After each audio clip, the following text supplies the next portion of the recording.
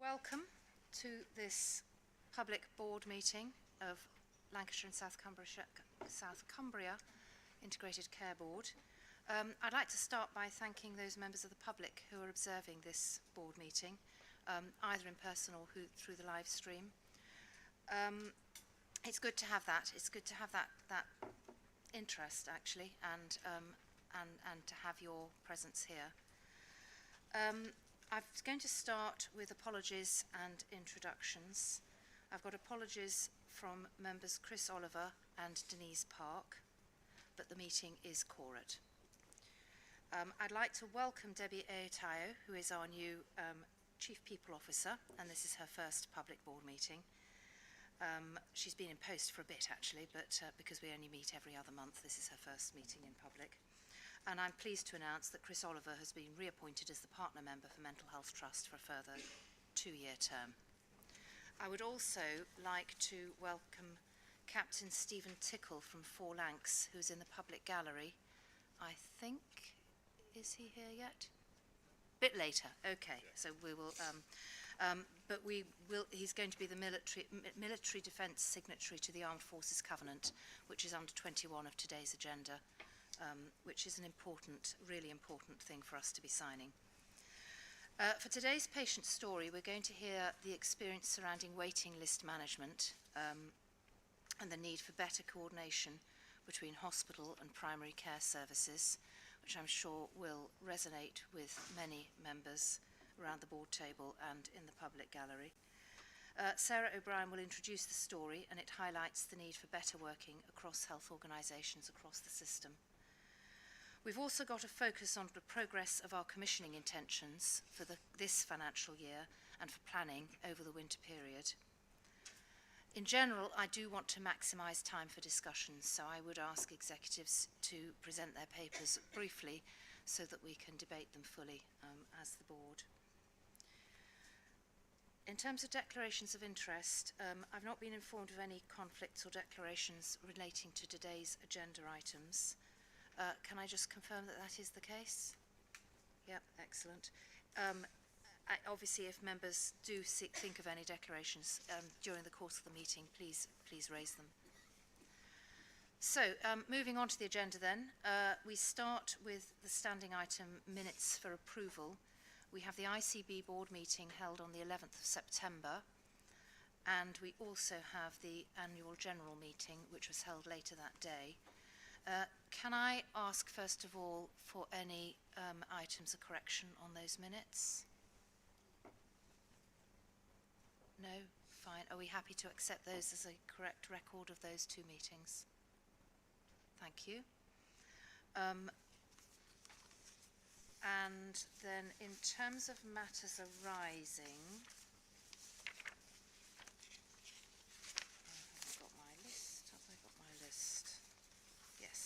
okay.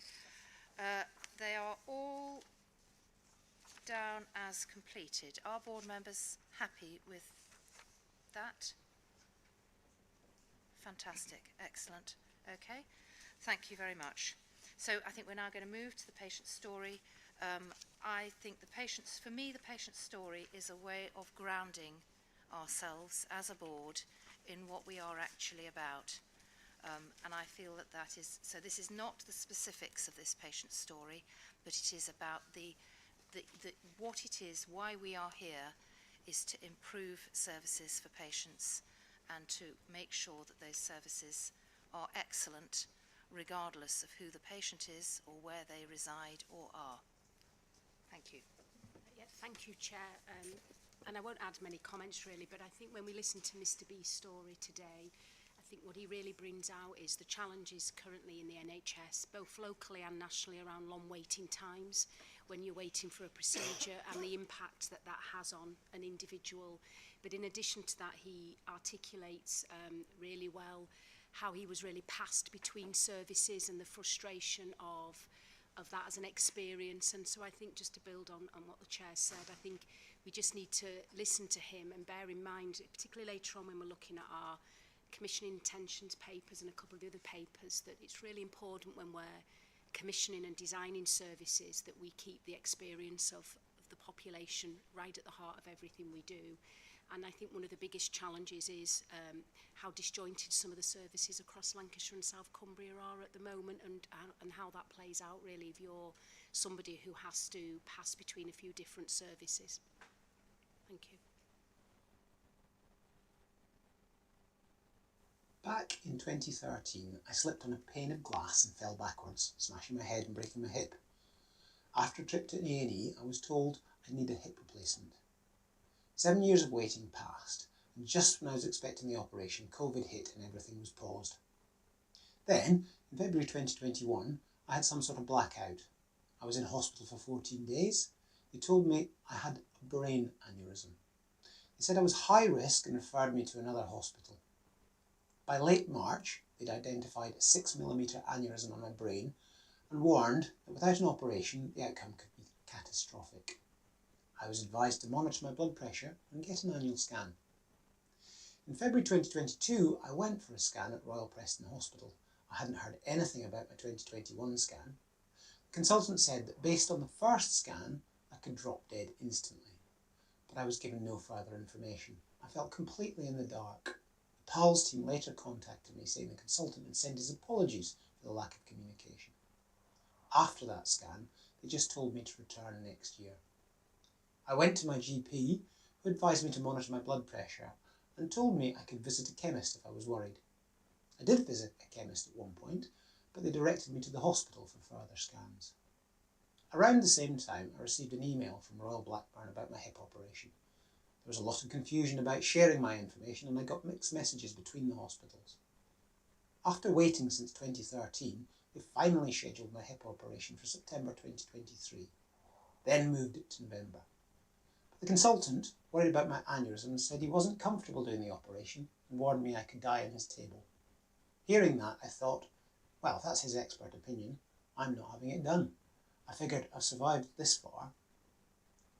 Then, between that appointment and April 2024, I received several letters inviting me to schedule a new operation. On the one hand, I was being told we don't want to operate, and on the other, I was being told to make an appointment.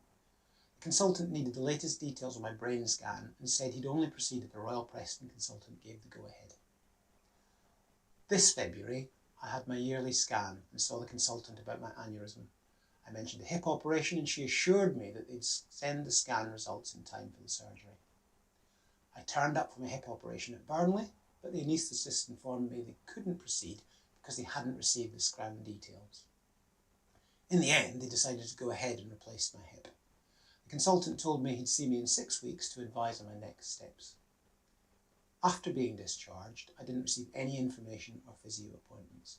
I tried following up, only to learn that the consultant had left the hospital. I was left completely on my own with no instructions or support. Since the operation, I've had to wear a catheter due to my urinary problems.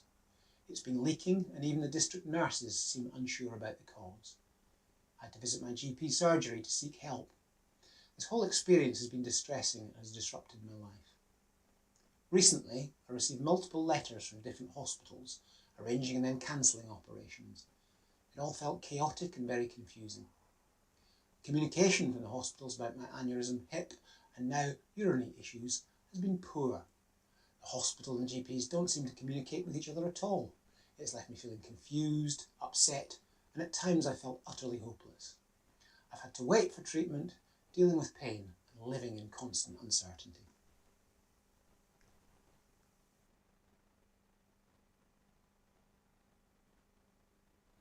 A very powerful and clearly articulated story.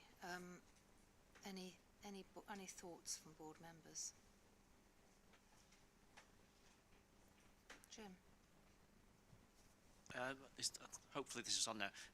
That was a distressing story, and unfortunately it's all too common an occurrence. The last board meeting when we had a patient story, we talked about the impact the digital strategy could have on resolving some of these issues. It feels exactly the same with this one. A lot of the communication issues and the transferring of scans and that kind of thing could be resolved, not easily, but they are within our gift to sort out over the next 2 to 3 years.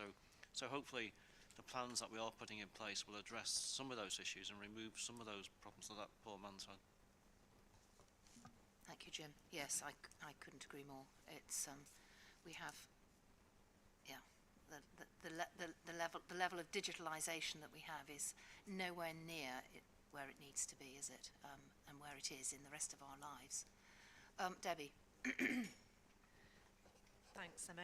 Similar point, actually, I'd written down digital before Jim spoke. I suppose for me, trying to sort of take a step back, it is a horrific story, isn't it? Because it's about fragmentation of services and the frustration and impact on someone's health. But also, I think it demonstrates that because we have specialities, often clinicians can't see the whole person. So you're left as a person with one person looking at your hip, another person looking at your aneurysm, somebody else looking at, and actually how that feels as a person is really sort of substandard and doesn't have the best impact on your health. So I think as well as the point around digital and maybe an update around single patient records or systems, that would be really helpful so we understand how things are being joined together. I suppose it's that clinical model, isn't it? It's not just digital that would enable an approach that helps clinicians see someone as a whole person and to be able to join things together. So I don't know whether there's anything else that we've got sort of planned or in train that would give us assurance around how that theme's being picked up generally as well. Can I bring you in, David? Thank you. You're right, and typically what we have is a really great example. You go and see the orthopaedic surgeon who focuses on your hip and the neurosurgeon who focuses on your head but doesn't actually communicate very well. They're notorious for that. And what you want is someone who can hold it all together. And what we're trying to do is move to a model where, this is in primary care, where general practitioners in particular and their teams around them want to be able to spend more time with complex patients. So those are the people who can actually see the whole patient. They can understand you've got this brain problem, you've got the hip problem, now you've got trouble with your waterworks.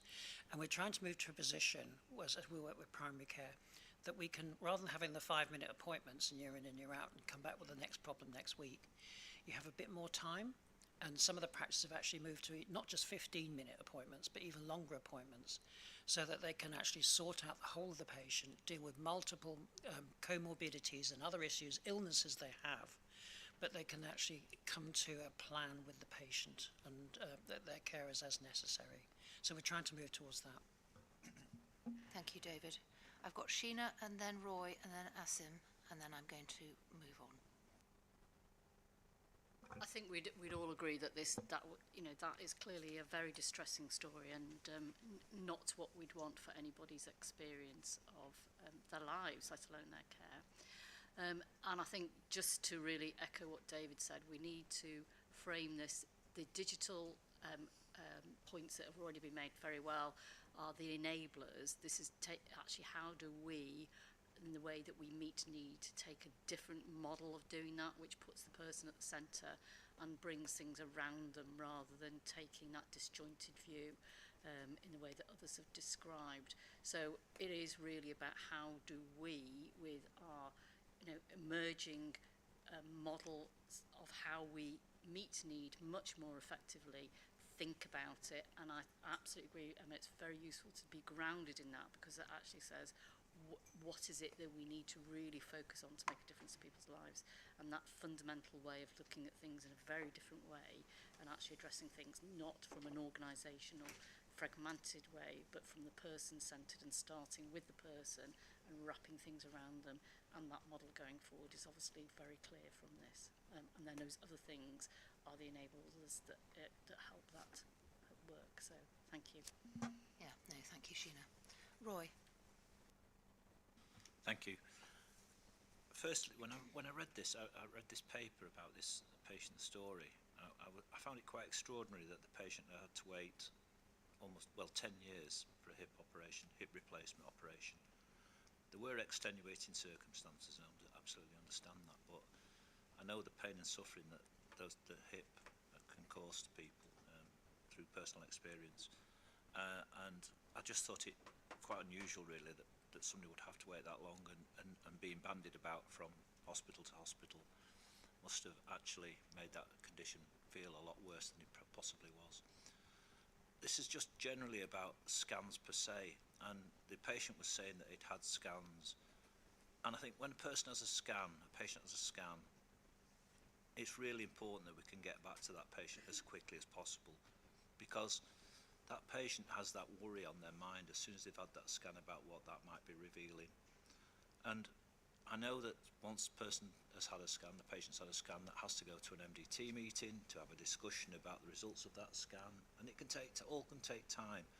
But you know, what's been said about digitisation is a really valid point with regard to this, because a scan, once a scan has been taken, that is immediately sent electronically through to the consultants. And I just think the time scale that people, you know, do have to wait between that time is perhaps could be better in terms of telling the patient the position as early as possible, because of the worry and the stress that causes. Thank you. Thank you, Roy. Asim. Thank you, Chair. I think if we recap the digital strategy and data strategy when it was presented here, there were a number of patient stories that have come to this board that we tried to articulate in terms of how we would be better for these individual patients. And this is another story that the strategy really plays on to that. And purposefully, I think when we introduced the strategy, we said it's not all about all of the exciting stuff, artificial intelligence, it's about getting the basics right. And it's difficult to hear that in this day and age, a procedure or something had to be cancelled because a scan couldn't have been seen.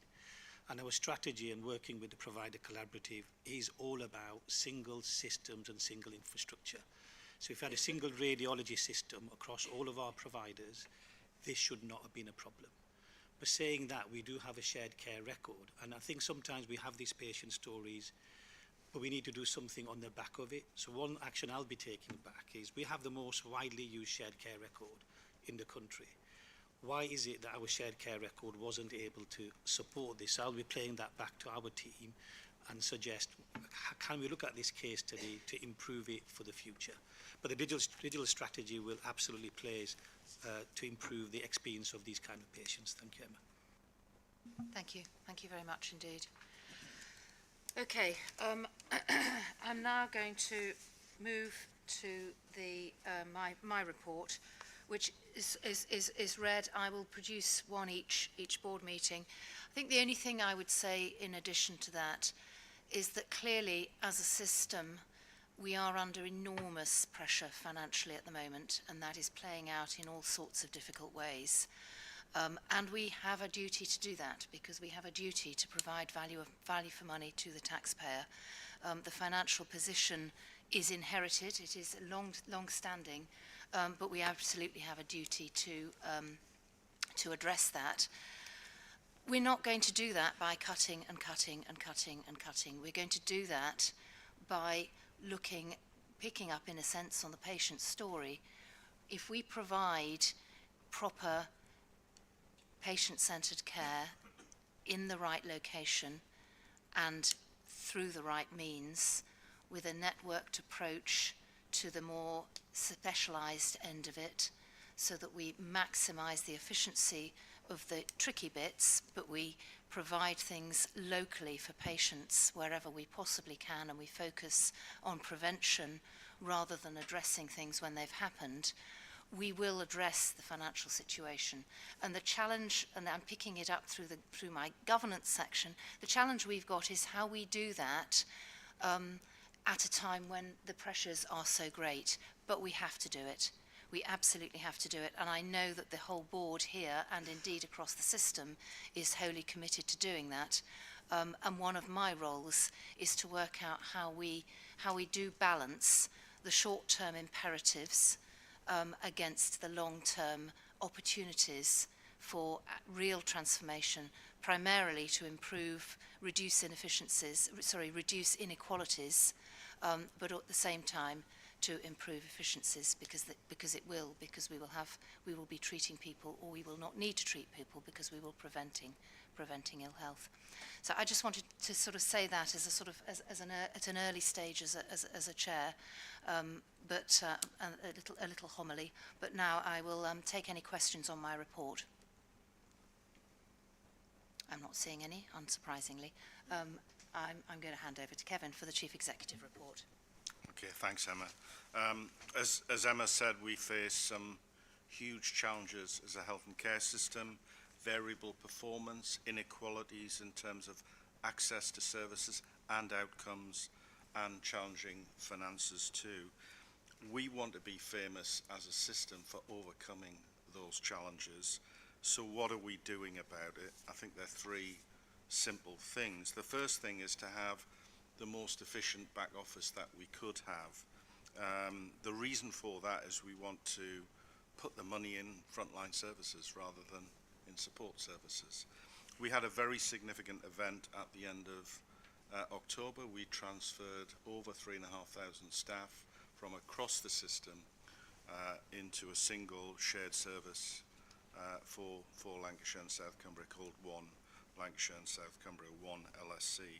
That's a really big achievement. So big thanks to Aaron and to the team, Sharon Robson and Margie Burtis, who led that work.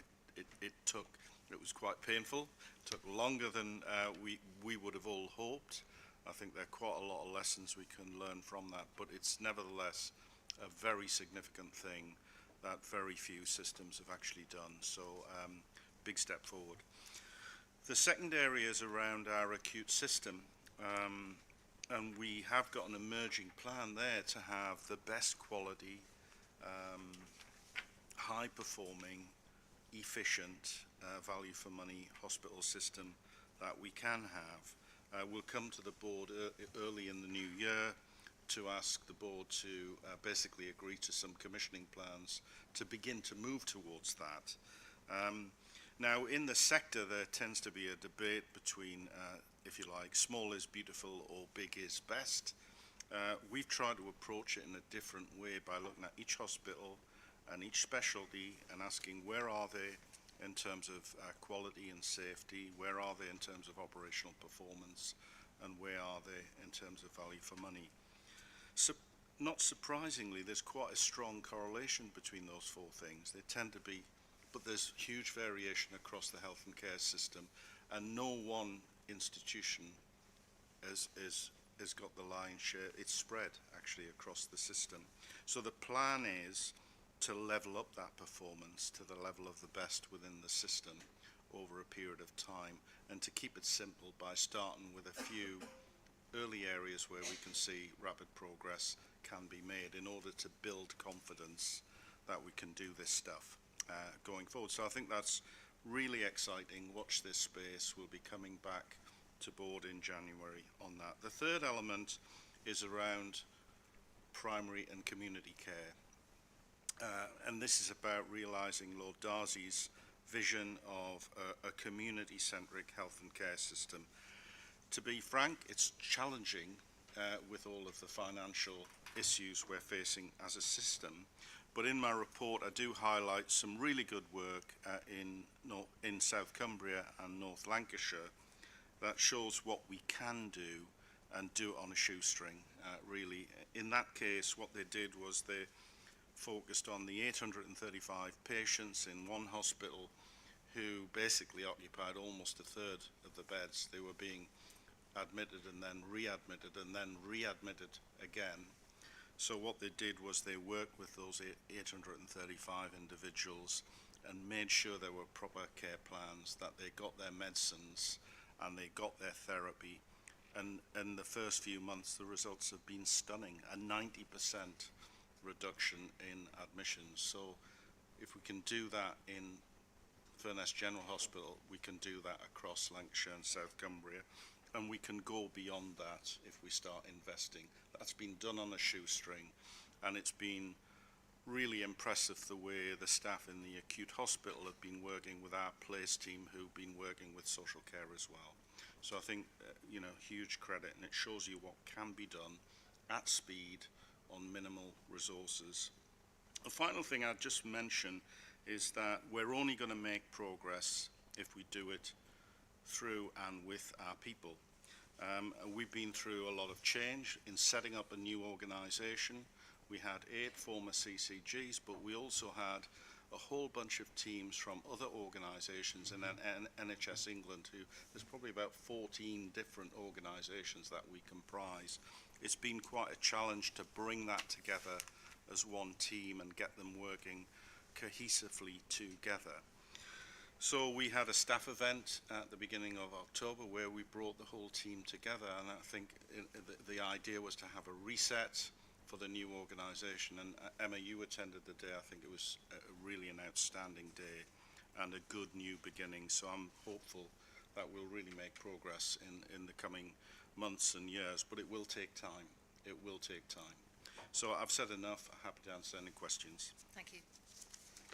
Thank you, Kevin. Any questions for Kevin? Yes, Sam.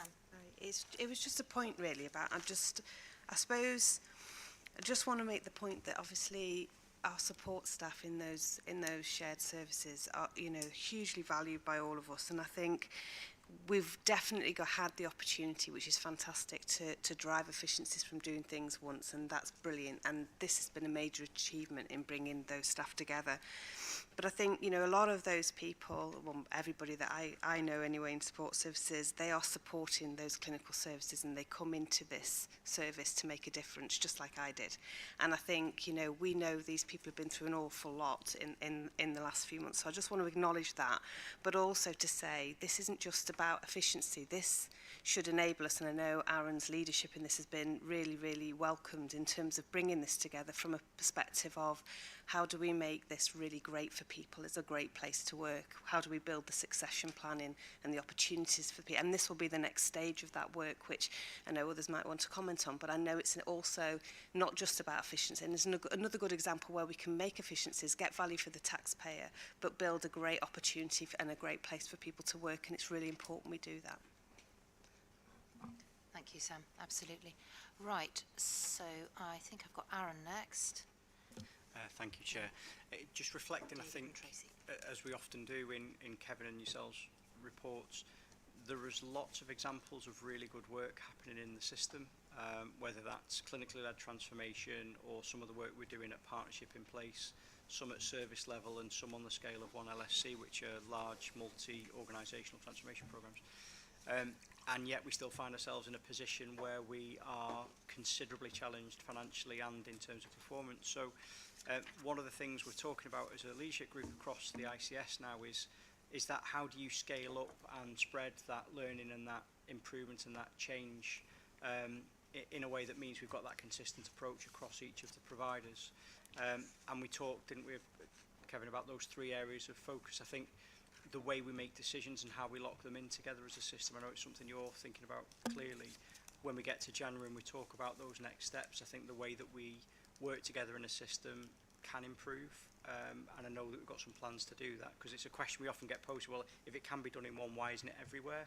And I think that's the $6 million question, is that how do we solve that? And there's an ambition, I think, as a leadership team chair to put in place a bit of leadership development, some culture support and a way of working that means actually if it happens in one, it will happen everywhere quickly, and that's our challenge to respond to. No. Thank you, Aaron. I've got David and then Tracy. Thank you. I think maybe this is a question for you, Sam. I wonder if you can give us a little bit more of an explanation about what that kind of one back office infrastructure system service looks like. You know, sat here, I'm presuming that it means that you've brought together things like your HR, your finance and so on from all of the organisations and the ICB, but could you just give us, you know, a brief kind of summary of what's included in that offer?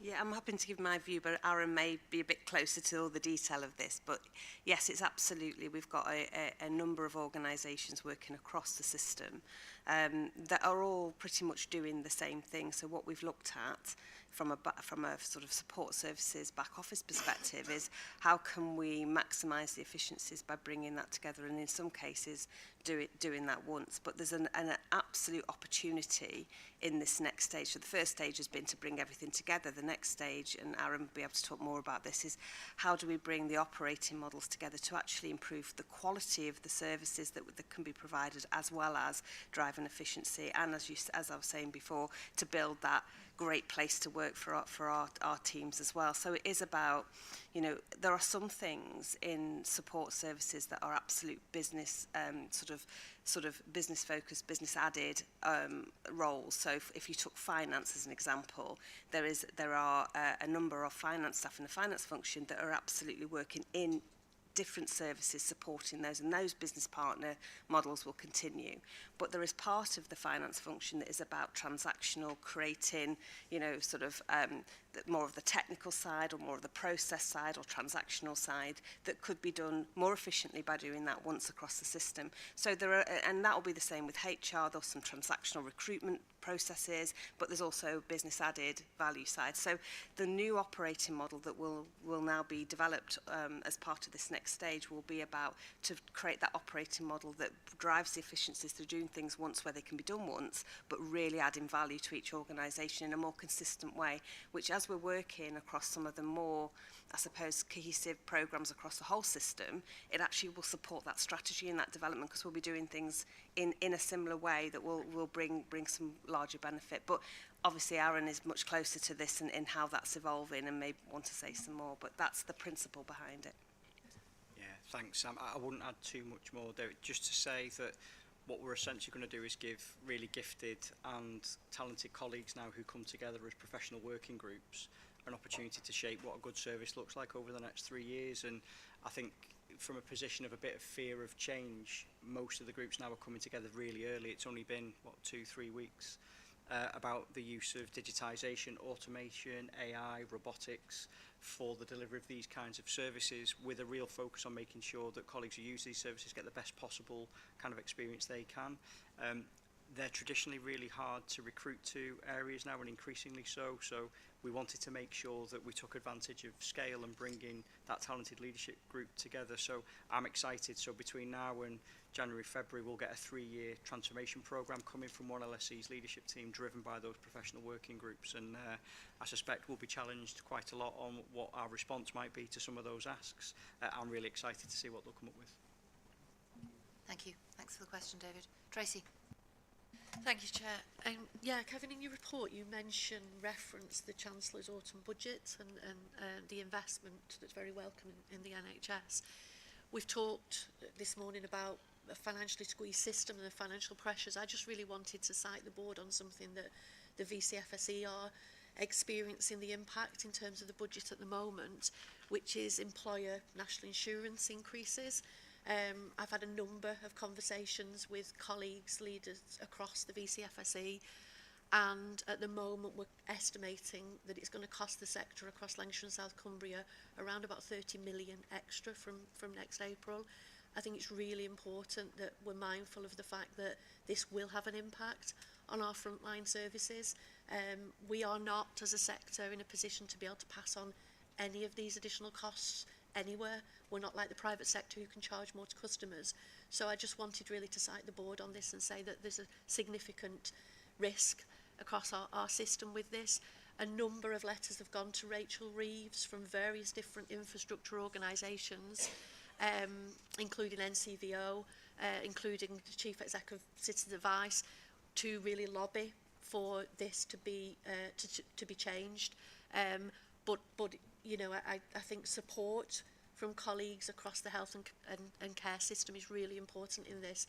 We shouldn't be a lone voice as a sector because of the significant impact to all of the services that we discuss and provide as a system.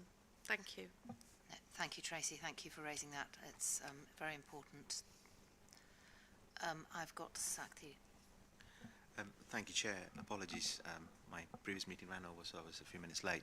Just to add to Tracy's point, and just to cite members of this board as well on the financial and the budget implications front, a number of our service providers in the health and care system are not NHS, and they are private, they are voluntary community and faith sector, and indeed some of the public health services, the Local Authorities Commission and the care sector, which we rely on to enable smooth flow of patients and preventing demand coming through front doors, are now very challenged going into the next financial year. Just one of the grants that I'm responsible for, just that is related to drugs and alcohol, for instance, There is no assurance so far that it will continue, and I just wanted to cite you all that this is going to have a direct impact on our ambitions on prevention and smooth flow and all of that. And that does make a case, and I'll probably say a little bit more down the agenda, that we need to have a shared intention on these matters going into next financial year, so that we can consolidate and build on all the good work that's happening elsewhere in the system. Thank you. Thank you. Any other points? No, so I'll come back to Kevin. Thank you. Yeah, just to wrap up, pick up a few of the points. I mean, first of all, Sam's point about we're all involved in health and care services. It just reminded me of that famous story when President Kennedy goes to Cape Canaveral and he meets the janitor and he says, well, what do you do? And he says, I help put men on the moon.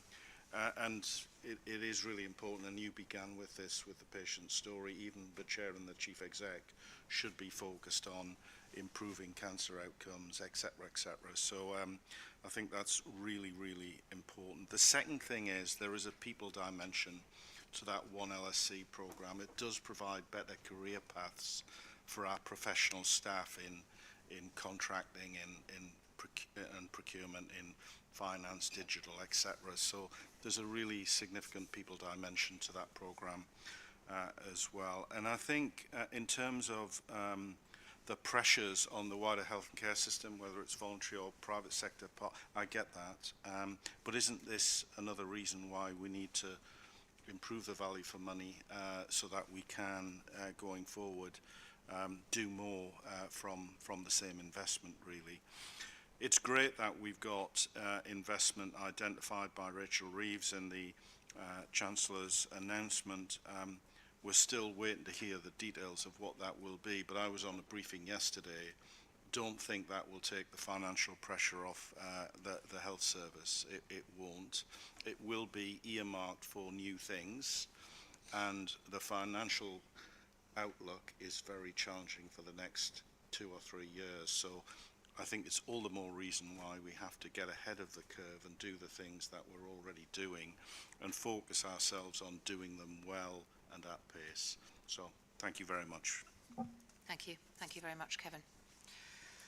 Okay, so we now have the people. So I've just, yes, I have rearranged the agenda slightly. Very happy to take feedback on that at the end of the, along some key themes. So this first one is about leadership and people in the system. And so I've moved some of the committee reports. I've identified them with the key areas in which they're looking at, so that we look at the committees in this organisation play a very important role in seeking assurance. And I don't, they're not all the same. They all seek assurance in different ways, in different areas.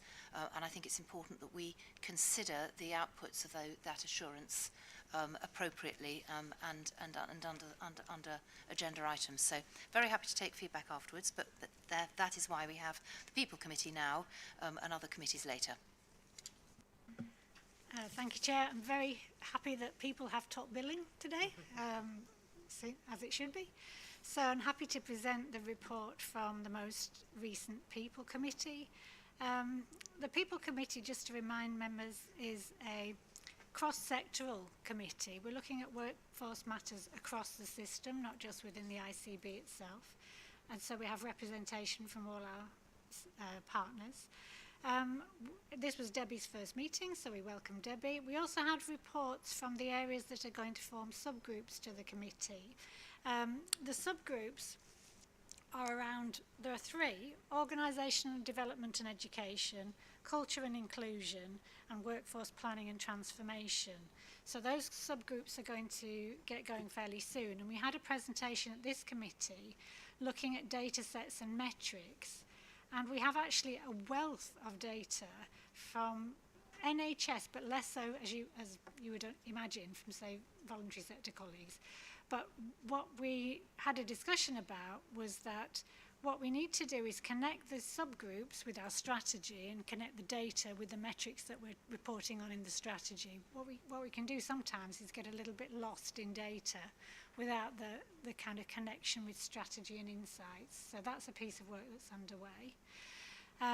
So I can report back. What we will do is that the subgroups will feed in and we will report that together at future board meetings. one area we are looking at, just to note, is mandatory training within the ICB itself, because this was a recommendation or referral from the audit committee that we needed to uptake our mandatory training, so that's underway. And then I just wanted to mention two areas of work to raise the committee's awareness. One under culture and inclusion, and we are trying to embed an approach across the system that's in line with the North West BAME Assembly's anti-racism framework. And just so that colleagues are aware, this framework is an important development because it moves away from a sort of passive stance on anti-racism to an approach which actively campaigns and calls out discrimination, encourages people to be more assertively anti-racist, with a zero-tolerance approach to poor language and behaviours as part of creating an inclusive culture. And we commended East Lancashire Teaching Hospitals on being an exemplar and achieving a bronze standard. But all partners are in the NHS are looking towards this, and we're trying to encourage update across the wider system wherever that's appropriate. The other thing that we looked at in the committee, which is of interest, is something called the Work Well programme. Lancashire and South Cumbria has been selected as one of 15 pilot areas to pilot a Work Well scheme, which is a joint initiative between Department of Work and Pensions and Department of Health, looking at all the barriers to people returning to work with health issues and disabilities. So whether those are health issues or adjustments that need to be made by employers, the idea is that, and it is voluntary, this is not a mandatory scheme, but people will be enabled to have a work and health coach, and that person will work with employers and with health services to look at what adjustments can be made to enable those people back to work, with a kind of key theme being that good employment is good for health and well-being. So it's that connection that links back to our wider strategic objective around health and wealth and social and economic development, as well as just health for the population. So that programme, we will receive lessons learnt into the committee and feed anything back to the main board as appropriate. Happy to take questions, Chair. Thank you, Jane. Any questions for Jane? No? Oh yes, Sheena. I really wanted to thank Jane for a very clear explanation. Great. Sorry. And also I think very helpful to understand the particular spotlights that you shared with us there. So I think that was very useful, and I think it's very helpful to the way you've placed that Emma now into the agenda. So just really like to support that. Thank you. Thank you. Thank you, Sheena. Thanks very much, Jane. Okay. So we're now going to move into the next section, which is developing the system and strategy. And the first item we have here is commissioning intentions. So over to you, Craig. Thank you, Chair. Hopefully you've all had an opportunity to read the report. I'm just going to give a couple of the highlights and describe next steps. So this is a paper in two parts. So one is a mid-year review of our 24-25 commission intentions, and the second part relates to the process and intentions for 25-26 and beyond. Board members will recognise that we signed off our commission intentions in April of this year, and the teams have been working extremely hard on the development of a delivery plan for those intentions that runs across a multi-spanned year. I think it's fair to say that there's been a number of external challenges that have the commission intentions process has had to consider along the way, and we've adjusted the plans accordingly to pick up some of the priority areas. So those would be urgent emergency care, pathology, relationship with the independent sector, the Better Care Fund, etc., including a really in-depth review of our acute contracts, and subsequently there'll be the same review of our community contracts. We've also had the work that we've heard about in relation to our the development of our acute clinical blueprint, and that's also featured as a part of our consideration and will feature in the 25-26 commissioning intentions.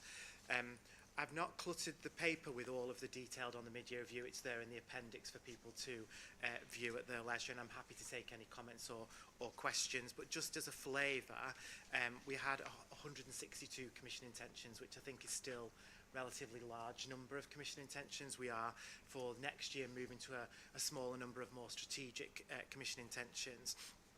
There are a number of those commission intentions that are in process, and there are a number that are planned to be delivered by year end. However, there is a significant number that we need to carry forward into next year, and that's for a variety of reasons in relation to our ability to deliver those commission intentions, partly due to our refocus and realignment for recovery and transformation due to our current financial position, which I think is the burning platform for us to do something different for next year. I have given some illustrations of examples of where the commission intentions have made and had an impact in a positive way, both from an MWAS perspective, so that's something in relation to our regional commissioning role, but also to a UEC perspective, our urgent and emergency care arrangements.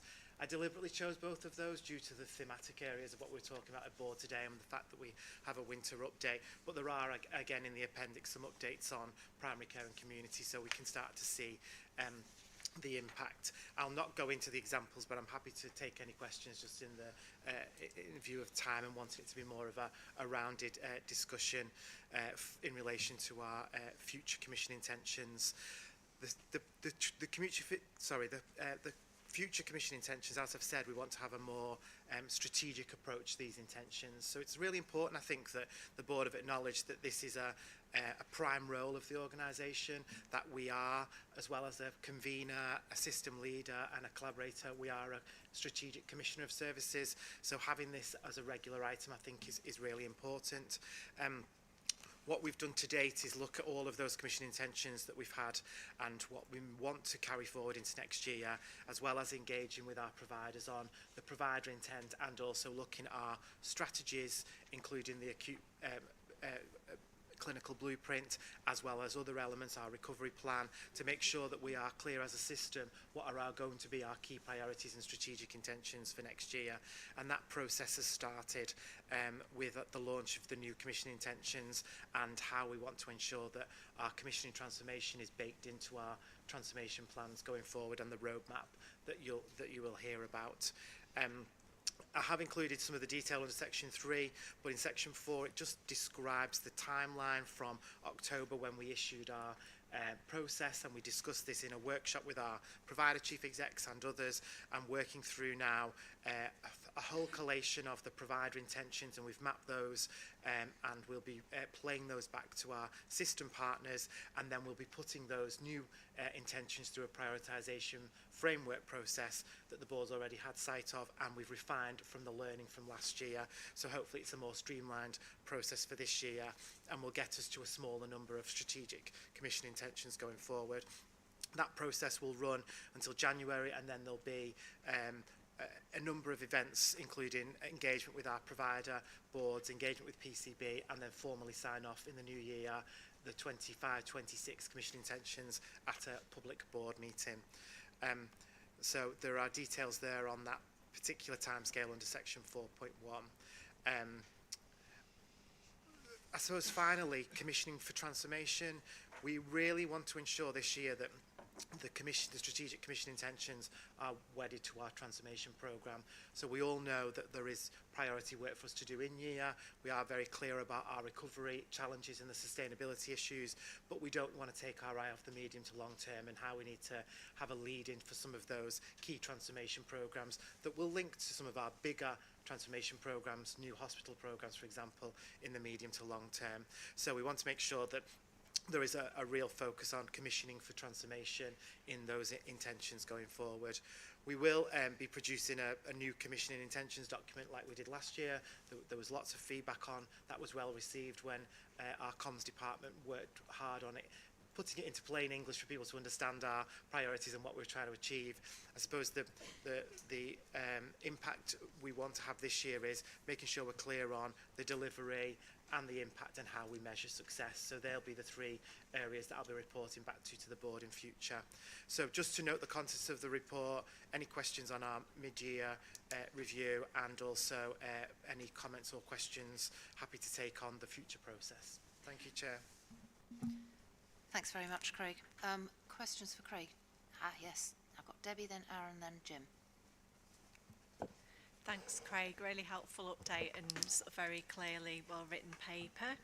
It was just to flag sort of a point of emphasis with you, really, which I know that you'll consider when the report comes back to us in January.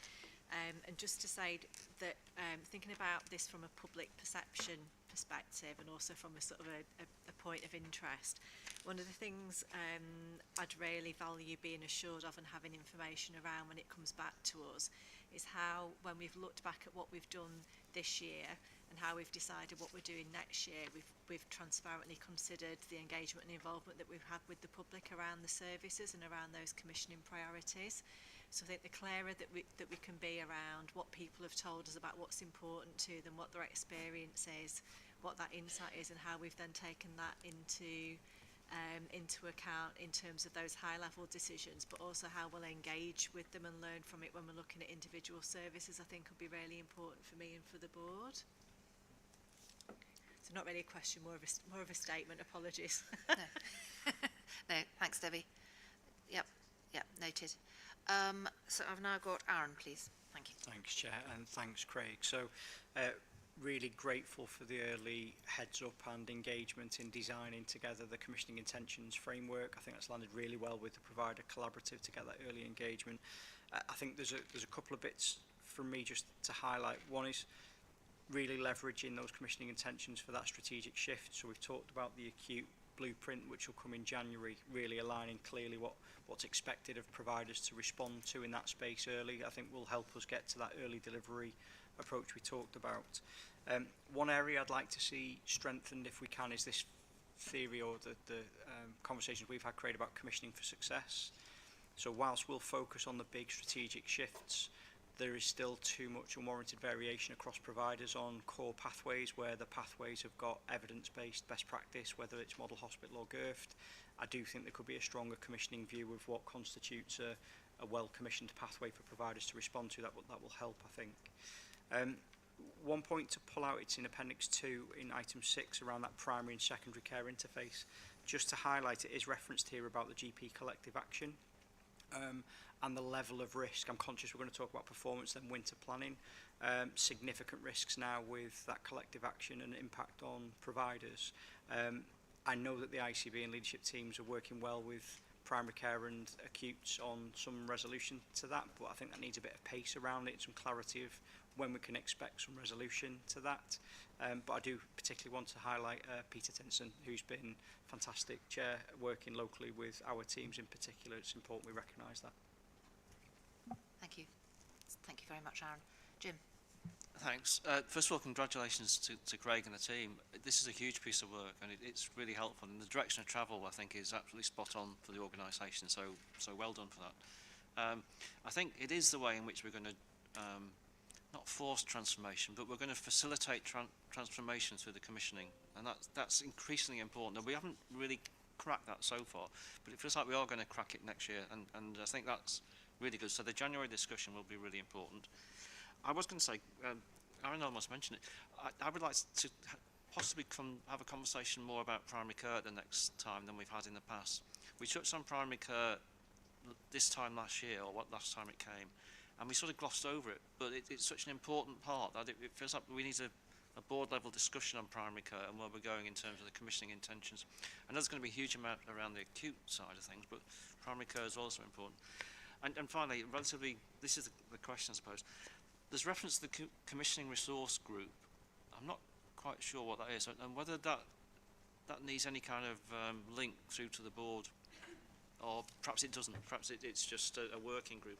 But it feels like there's potentially a line of assurance there, which the board has got a limited amount of time, and whether an assurance committee could do a function on behalf of the board in terms of looking at what's going on in a bit more detail.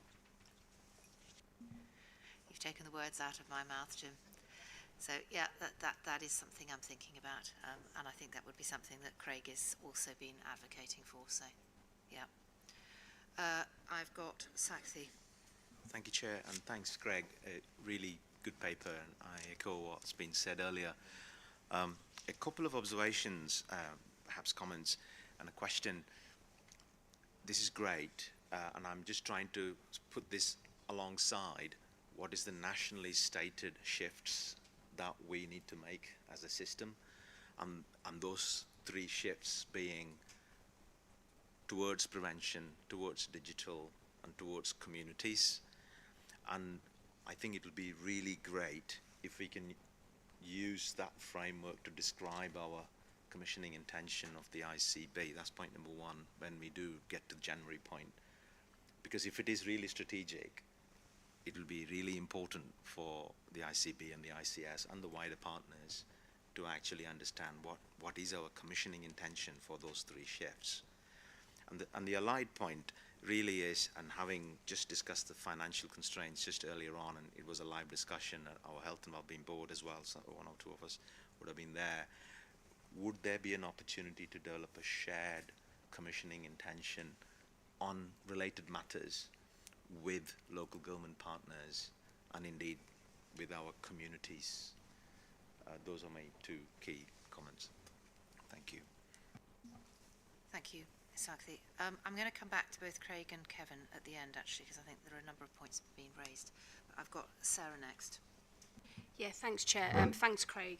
I agree with all the comments made, so I won't repeat those. But my comment probably builds a little bit on what Aaron and then Sakthi have said in terms of, I think it's really, really important, I think, that we're moving to a smaller number of strategic commissioning intentions, and I really welcome that. And the process around engagement is really important, but I think it's also important that we can really shape that as a board. And my plea was also around, because I think some of our strategic intent also has to link back to some of the risks and alerts that are coming through the committees and the things that are on our BAF, because they might not be big service redesign, but they are things. So, for example, when we get to the Quality Committee, AAA SEND is a huge challenge in this system. It is a really important agenda for us. We have legal duties, but at the moment the services for children and young people around neurodevelopment are really in need of massive transformation and a different way of commissioning, which then builds on what Sakthi said, because I think there's actually opportunities there to commission on those pathways together with local government in a way that we don't do now. So I think it's really important as part of the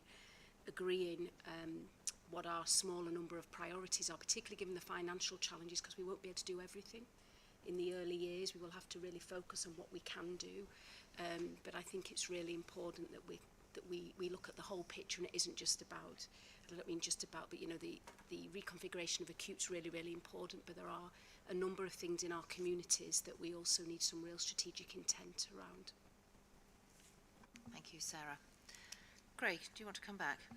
Yes, thank you. So just quickly, Debbie's points noted, so we will ensure that that's picked up. I think we did some good engagement last year. I think we can build on that engagement, so it picks up on and I'll come back to Sarah and Sakthi's points separately. Absolutely, Aaron, I'm at 100% about the Commissioning for Success, hence me mentioning it. I think we need to be very clear on what those strategic intentions will be about the variation, because it comes to Sarah's point about allocation of resources, and we need to just be really clear with the board about the expectations within a limited financial envelope. The GP collective action has now got a real momentum, and I've spoken to Peter Tinson earlier today. I do think it's something that I will need to bring to board's attention. There is a date now for potential impact of this action of the 1st of December. We've got a lot of mitigation in place, but I think we need to be close to that for future monitoring. Just from Jim's point, thank you for the kind words, Jim. I do think we do need to have a greater focus on primary care. We had a really good session as an executive yesterday. We've got a partnership presentation next week. I think that needs to feature, and we need to make sure that the vision for what we want out of primary care for the future is something that our board are fully sighted on. So I think the plan is that there will be a conversation at board level. CRG, just for information, is our Commission Resource Group. It feeds through to the Executive Committee, so there is oversight. I have mentioned it with Emma about where we put commissioning decisions of the future in governance, and so I think it's something that we do need to consider as a part of any review. Sakthi, Sarah actually gave the example I was going to give. I think the neurodevelopment work is a prime example of, and that's not just necessarily our intentions, it's working with our local authority partners, it's also working with other elements of the sector, because I think that's one of the areas that does cut across multiple parts of our system, and I just don't think we've got it right. We had a really good discussion about it yesterday in our executive, and there is further work that Sarah and I have committed to that we'll be bringing back, and I think this is a great opportunity for more joint working, so I'm glad you mentioned that. And I think that was all of the comments and questions addressed, Chair. Thank you. Thanks very much. Kevin? Yeah, I just want to pick up one issue, which is the idea of the board looking at primary care. And I know there's some work, there needs to be a bit of navigation with the committee in this place, but I guess if we're going to deliver the Darcy vision of a community-centric health and care system, primary care needs to be front and centre of that. It's got a key role to play. We have run a series of workshops with primary care partners up and down Lancashire and South Cumbria. There are lots of issues, lots of challenges. It didn't make pretty reading. I've got to be honest about that. And we probably do need to share that with the board, so you've got a sense of lots of those challenges are national, but some of them are local, and we can do something about it. Second thing we are looking at is the locally enhanced services. In fact, we were talking about this with the clinical assembly just a week or so ago. So we've got lots of inequalities of how we do that, and levels of funding across our geography, and we need to face up to that, and we've got some proposals coming together on that issue, and I think it's really critical if we're to make progress in terms of inequalities. So there's also work underway on long-term condition management and moving that into community settings, and as we've said earlier, in terms of the Furness General Hospital work, there's a lot we can do to get really on top of admissions as well. So if we look at that in the round, I think there's some very big challenges, but some great opportunities too, and it's a board matter, because this will be significant in terms of our health and care system, and we need to start giving those signals. And actually, if we do that early, it will help with some of the work to rule challenges we're facing now as well. I think if they can see, if primary care partners can see a bright future and a key role going forward, that will all help. There are lots of things that are not within our gift, but there are some things within our gift. Julie, did you want to just come in? I'm really, really grateful for everybody's comments surrounding the support for primary care. It does very much feel like when I speak with my primary care colleagues, they feel like they're on their knees, and hence the collective action to reduce to what they feel they can manage within their contract. But please don't mistake that for us having lost our spark, because we do firmly believe that care is best delivered near home.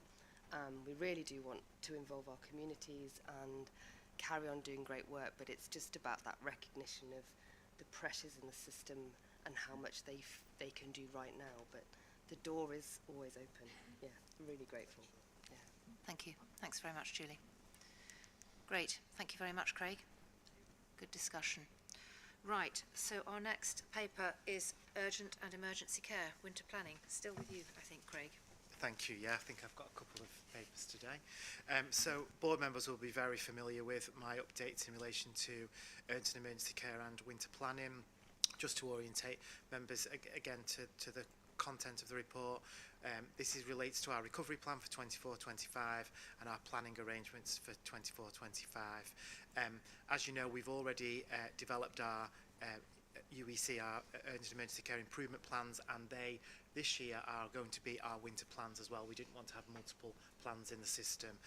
We've also described our investment funding, capacity investment funding in this paper, and the future potential investment funding, as well as updating on our 10 high impact interventions, which I know have been an interest of the board previously.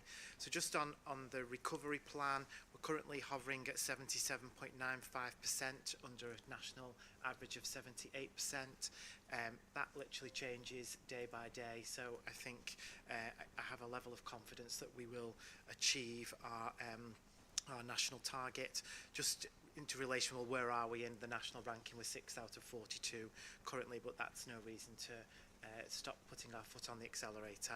And for our Category 2 ambulance response times, we are 24 minutes and 3 seconds from April to October as an average. The national average is 30 minutes, so a good result for Lancashire South Cumbria to date. Winter planning, there's been a whole range of published guidance for winter planning that's come out of NHS England, and we've agreed and submitted our plans. We've also now have established fortnightly winter assurance meetings with NHS England North West, which we lead on, and I also now co-chair with UHMB's Chief Operating Officer, our Collaborative Improvement Board that oversees our place-based UEC improvement plans. I think that's really important.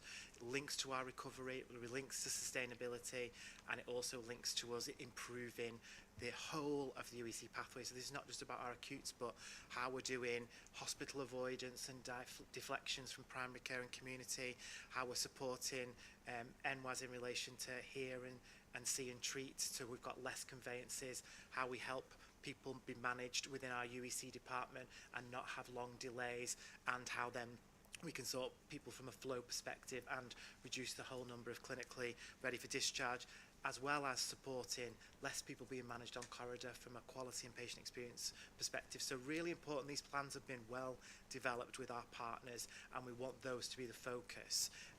So we've got a number of sessions where we've had a different focus. So last month was on performance, next month is on finance, and the month after is on quality. So we're connecting those, and we've got a real great attendance at those improvement boards. So just want to say thank you to all the partners involved, because I think that's a real step change in our management of UEC from last year. Again, in the paper there's an update on our UEC our current status of UEC capacity funding. So we have invested a significant proportion of the capacity funding. We've got a number of schemes that have either fully mobilised or partly mobilised, and one that's not mobilised yet. Just to remind people, some of these were intended to only mobilise in winter. So people say, why are all these schemes not operational? Because that's the absolute intent from the outset. And we are keeping a review on those schemes, because where those schemes are working, we want to be able to commit to those so people have got more assurance. But that will be something that we want to consider as a part of our whole commissioning intentions in the new year. That's the update. In relation to our impact interventions, we're still making good progress, and we're still monitoring our interventions. One of the things one of our non-exec directors, Jim's often asked me about, is our ARI hubs, and they are now in place ahead of winter as a part of this UEC funding. And I think that's really important, because it's been something that the board have sought assurance from me on numerous times, and I've been given promises that they will be operational, and that is now the case. So we will be monitoring the impact of those. I don't want to underplay the risk for UEC. We're going into winter. It is always a very challenging period. Aaron, I'm sure, will come in. The Provider Trust do an excellent job in managing a whole range of complexities. My team is there to try and support them, but we are often in what we call Opal 3, which is the second highest level of management in the system. So I don't want to underestimate, whilst this is a encouraging position now, it can literally change day by day. So I think we want to make sure that we have an absolute focus on getting through winter in a positive way that doesn't deteriorate our position. I'm going to stop there, Chair, because there's a lot in the paper, and I don't want to spend you're going to hear a lot from me today, so I'll allow for questions and any comments. Thank you. Thank you. Thanks, Craig. Questions for Craig? So I've got Debbie and Jim. Thanks, Chair. So it's a couple of questions, please. One was a clarification. So when I sort of looked through the detail, there's a lot of assurance, Craig, and you've done a brilliant job as always in trying to draw that out for us in terms of the summary. When I looked at page 64 under North Lancashire and South Cumbria, it talked about the delivery against the improvement plans and us not perhaps having the granularity of information. So I just wanted to double check if there's any areas of risk as a result of that, or whether it's just, you know, a paperwork thing, because you have given us a picture of the delivery. So it's whether it's a risk and if there's any sort of gaps in assurance around it. And then also when I read through in terms of scheme delivery, there's quite a few times that there's reference around difficulty recruiting staff to be able to do some of this delivery. And I'm just wondering if we're looking at that and supporting that on a system footing across those geographies to support solutions, and also if there's issues, how it perhaps goes through to people committee and a broader approach to sort of workforce development within the NHS, so we're not losing where those difficulties are and we're trying to consider it. Thanks, Debbie. Do you want to collate them and do them at the end again, Craig? Yeah, no, thank you. So, Jim. Yeah, thank you. And I appreciate how important this is and how significant this is. And when this doesn't work, the whole of the NHS is affected by this. The ripple out from this is enormous on every part of the NHS. But just going back to the urgent and emergency care improvement programmes, which Debbie partly touched on, we were hoping that they would have been implemented by this point in time. So perhaps we were over ambitious earlier in this year, but we also set some stretch targets, and Sarah was at the forefront of doing some of that. So we were talking about having no 12-hour trolley waits and eliminating corridor care. Have we got any chance of doing that in this period, or were we just being too optimistic when we adopted those? Thanks, Jim. Aaron. Yeah, thanks, Chair.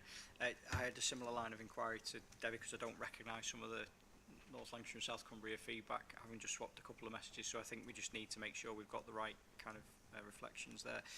In terms of, I guess, the detail, we started a series of consultations last week and this week in UHMBT around capacity changes on the back of some of the UEC improvements and the not meeting criteria to reside improvements, so we can provide a bit of an update on, I guess, the what, by, when and who and the changes there. I do think this is one area, Chair, where, having said before, quite critical of our ambition to, or ability to spread learning, share and deploy similar ways of working. I think this is potentially one of the more success stories for Provider Collaborative around things like same-day emergency care, some of the UTC infrastructure, some of what we're doing around pathway redesign for urgent care with support from Craig and the team. So we can do it well, I think, when we've got that joint working and that collaboration, so it's a lesson for us into the next phase of work, but we just need to provide an update, I think, for the North Lancashire, South Cumbria update. Thank you. And Sheena. Yeah, thanks. That, just building what Aaron's just said there, my question was really about our evaluation on impact of what we're doing so that we can build that forward. Because one of the things I think it'd be really good as we move forward as a board is to kind of understand the framing of this UEC work, and you do that, Craig, in the paper. I think we can build that even more to say what, you know, where are we trying to get to, what's our short, medium and longer term ambitions around this, so we can see that building forward, plus understanding the impact and evaluation of what we're doing so that we can make sure we learn and innovate as we go along. Because what I'm really struck with is we've got a lot of little bits of schemes, and I think it's actually how do we move beyond that to say we either embed some of these things and say that they're part of our service response going forward to meeting need, or we actually say, do you know what, we're going to change that or alter that. So I think that's kind of where I'm thinking about just taking a more of a sort of a helicopter view of what we're doing on UEC. So thank you. Sorry, and Roy, thank you. Thank you. Just on the UEC Capacity Investment Fund, I'm just trying to understand the difference, Craig, between stranded and super stranded patients. We've had conversations about those in the CCGs, and it was something like 21 days or something like that for stranded patients. I can't remember the exact figures, but clearly there's an issue there about care, social care, you know, for the ability of those patients to come out of hospital. But I'm just trying to understand, as I say, the difference between those and the non-medical criteria to reside patients. So is there a difference, or is it just that the way that they're put there on the schemes itself? Craig. Quite a lot there to come back on. Yes. So just regarding the granularity point that Debbie mentioned, so just due to when we need to consider these board papers by execs and when they need to go to committee, we've also had an UEC delivery board and a collaborative improvement board since. So the information that I got on Friday at the Collaborative Review Board is a significantly improved position on their detail. So that's partly just reporting cycles rather than, so Aaron's point is, you might not recognise it, it was probably from 4 weeks ago, actually there's a significantly different position. And I should have mentioned that unfortunately when due to reporting for board, it's a bit challenging to give you the most up-to-date position. So I'm not concerned about any risks, I think was your point, Debbie. I do think staffing, though, is a concern across all, because whilst we talk about mutual aid or support, it is very difficult in parts of Furness to be able to just hop on a bus to provide support to Lancaster, for example. So there is geography challenges. There's also particular workforce challenges on skill and where people do want to work, so we've got to factor all of that in. But it is something where I think they've worked very well on is things like critical care has been a really good example of where there's been shared skill set to be able to move around the system to support critical care. Just in relation to Jim's point, I think the ambition absolutely needs to be that, Jim, about our tolerances for 12-hour breaches and for reduced corridor care. I will send separately an update. I think there has been improvements. It varies across each of the providers, but for corridor care, there has been a reduction in corridor care. There's also been improvements in 12-hour breaches, but there's also been some real lengthy breaches. So we've now got a new process in regarding when a breach reaches 72 hours and beyond, and what we have to do about it. So before, part of the challenge was we weren't monitoring those breaches in the same way as maybe would have traditionally monitored. You and I remember the 12-hour breaches that were, sackable offences at one point.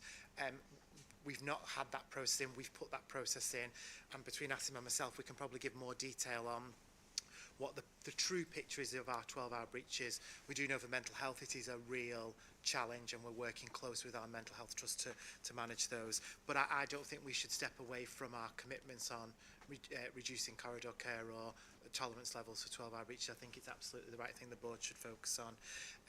I do think, and with Aaron, it is one of our success stories. There's further work to be done, and there always is, because there's always a different challenge in relation to this area. But I'm with this. Just on Sheena's evaluation point, really good point. So the evaluation is going to look to be completed after Q3, so after the end of this year. I will take Sheena's points back, though, on the helicopter perspective and how we build on what we've done already. I think that's really valid, and we should strengthen that in any evaluation. So thank you for those points. And I think, Roy, we use clinically ready for discharge, stranded, super stranded interchangeably. There will be some super stranded that didn't feature on clinically ready for discharge at some point. I think there's probably a better way in which we can describe the numbers so there's clarity, because I think it is used interchangeably by providers, and there is variance in the application of stranded, super stranded and clinically ready for discharge that I think does sometimes cause some confusion. So I think it's probably worth us clarifying that in relation to the numbers. Thank you, Chair. Thank you. Thank you very much, Craig. So presumably we will get another update. This comes throughout the winter, so we'll get another update in January. Yeah, no, thank you very much. So we've got system transformation and recovery next. I then propose we take a very short break, because it's quite a long session. So we'll have a short break after that, and then we'll carry on. But over to you, Sam. Thank you, Chair. Okay, so I just want to bring a couple of points together that I think that we've heard today, and to just frame this paper really, because we've heard about the in-year challenge, and we're going to hear later on when we do the paper on the finance position at month 6 what that's looking like in year. We also know we've had the budget announcement, and we've got further detail to come. We've heard that's going to be an ongoing challenge for the next few years. And one of the things that has been raised by Tracy and Sakthi is that impact on voluntary sector and social care, and we do absolutely need to understand the impact of that as we go into the planning and transformation and recovery as we go forward, and what we need to do. This paper is really about balancing the long term and the short term, but it feels like absolutely at the moment real focus on the financial challenges, and we do need to have a solution to that, but we've got to balance all of our aims at the same time around quality and outcomes. And I think our patient story actually today showed us just how having poor outcomes actually creates real inefficiency, you know, with the number of interventions and cancellations we heard this morning. So we've got to focus on all of them. And our position here is not about us growing the problem. This is about us not going at the pace that we need to go at to try and resolve the financial challenges. So I think it's really important when we hear about this and in the finance paper. This isn't because nobody's delivering anything. There's lots being delivered. It's the pace at which we've got to deliver this that's important. So this paper sets out the approach taken both in year for the financial recovery, the stuff we're doing in year, but also what we're trying to do is remain keeping a real focus for all the reasons I've just said on the long-term transformation and sustainability. And the system is continuing to face those significant financial challenges, and halfway through the year, the paper sets out that action that we're taking to mitigate the risk. So we've had support funding in this year for over 175 million, and when we get to the finance paper you'll see that we're now operating against a break-even position because we're assuming that we can break even with the 175 million support funding. But that is after delivering 530 million of savings this year, which is huge and never been done before, and we're doing everything we can to try and deliver that position.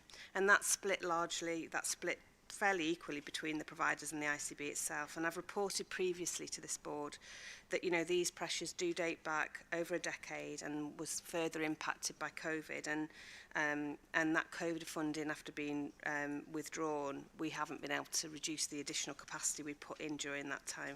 So that's what we're trying to deal with now. So in addition to the regular savings that we would normally make, we had a number of schemes, and Jim alluded to this before, around things that were much wider system-based schemes, including the UEC pathway, and that was based on a really good diagnostic, engaging the UEC boards and looking at how we engage place and wider colleagues into that work. But these things take time, and I think the ambition is that we could have moved quicker and faster, but I think some of that delivery has been difficult to do at the pace that we've wanted to do it, and therefore we find ourselves now in a position where we are taking more action to try and sort of mitigate some of the risk of the timing of that delivery. It doesn't mean that's not the right thing to do, and it doesn't mean that shouldn't be what we deliver, but the timing of that delivery has meant that we've been left with pressures that we're trying to mitigate. So we're part of the NHS support programme, and the initial work, and the paper describes this, was really to look at our plans and our risks and understand what the extent of those delays would be and the extent of the risk, and that was done as part of a phase 1.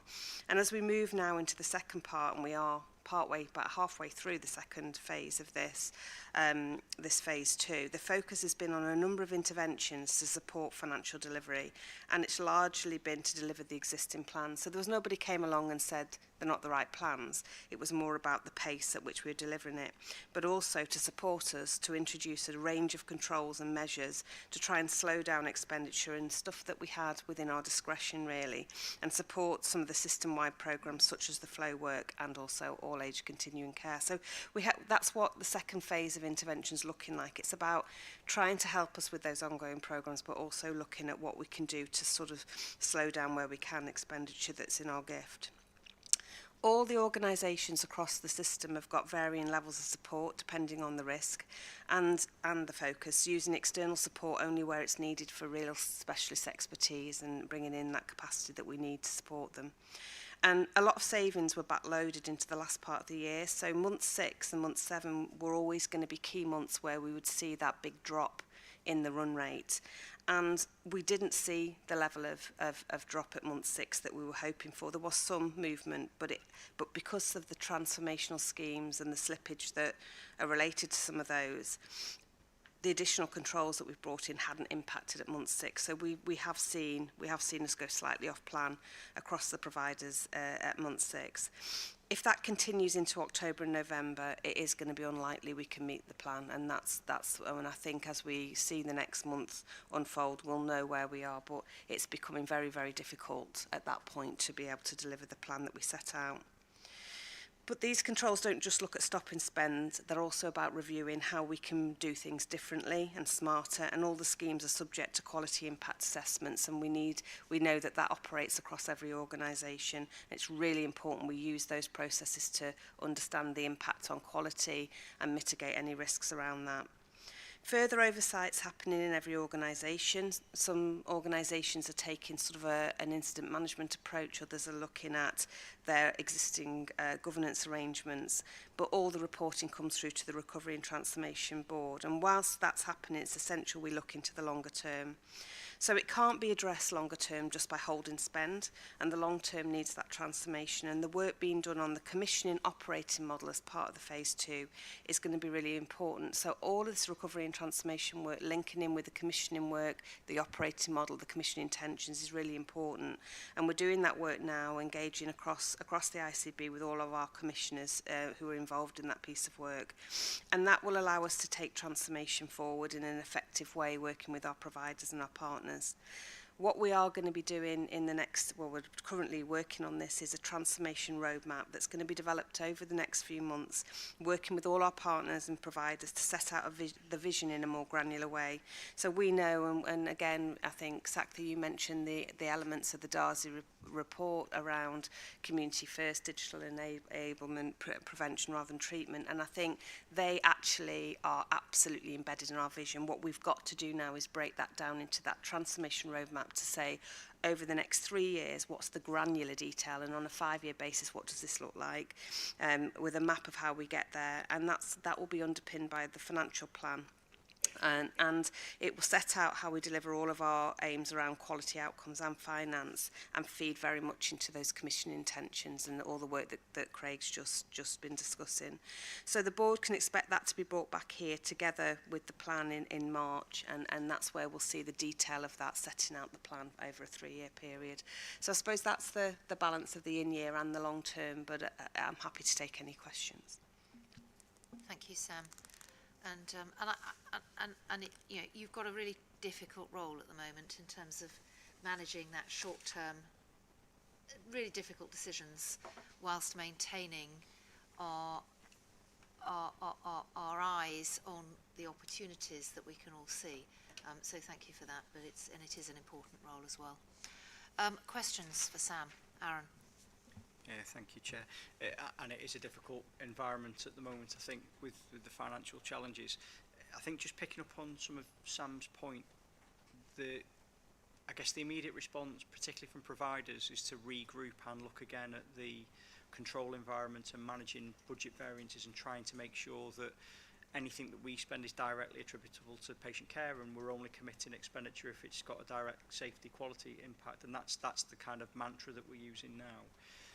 Having just heard, and it's right because it's how long it will take us to do and work through its governance cycles, that a report will come in March with a plan. It's just to give some reassurance to board and from providers that the work associated with signing that plan off is starting now.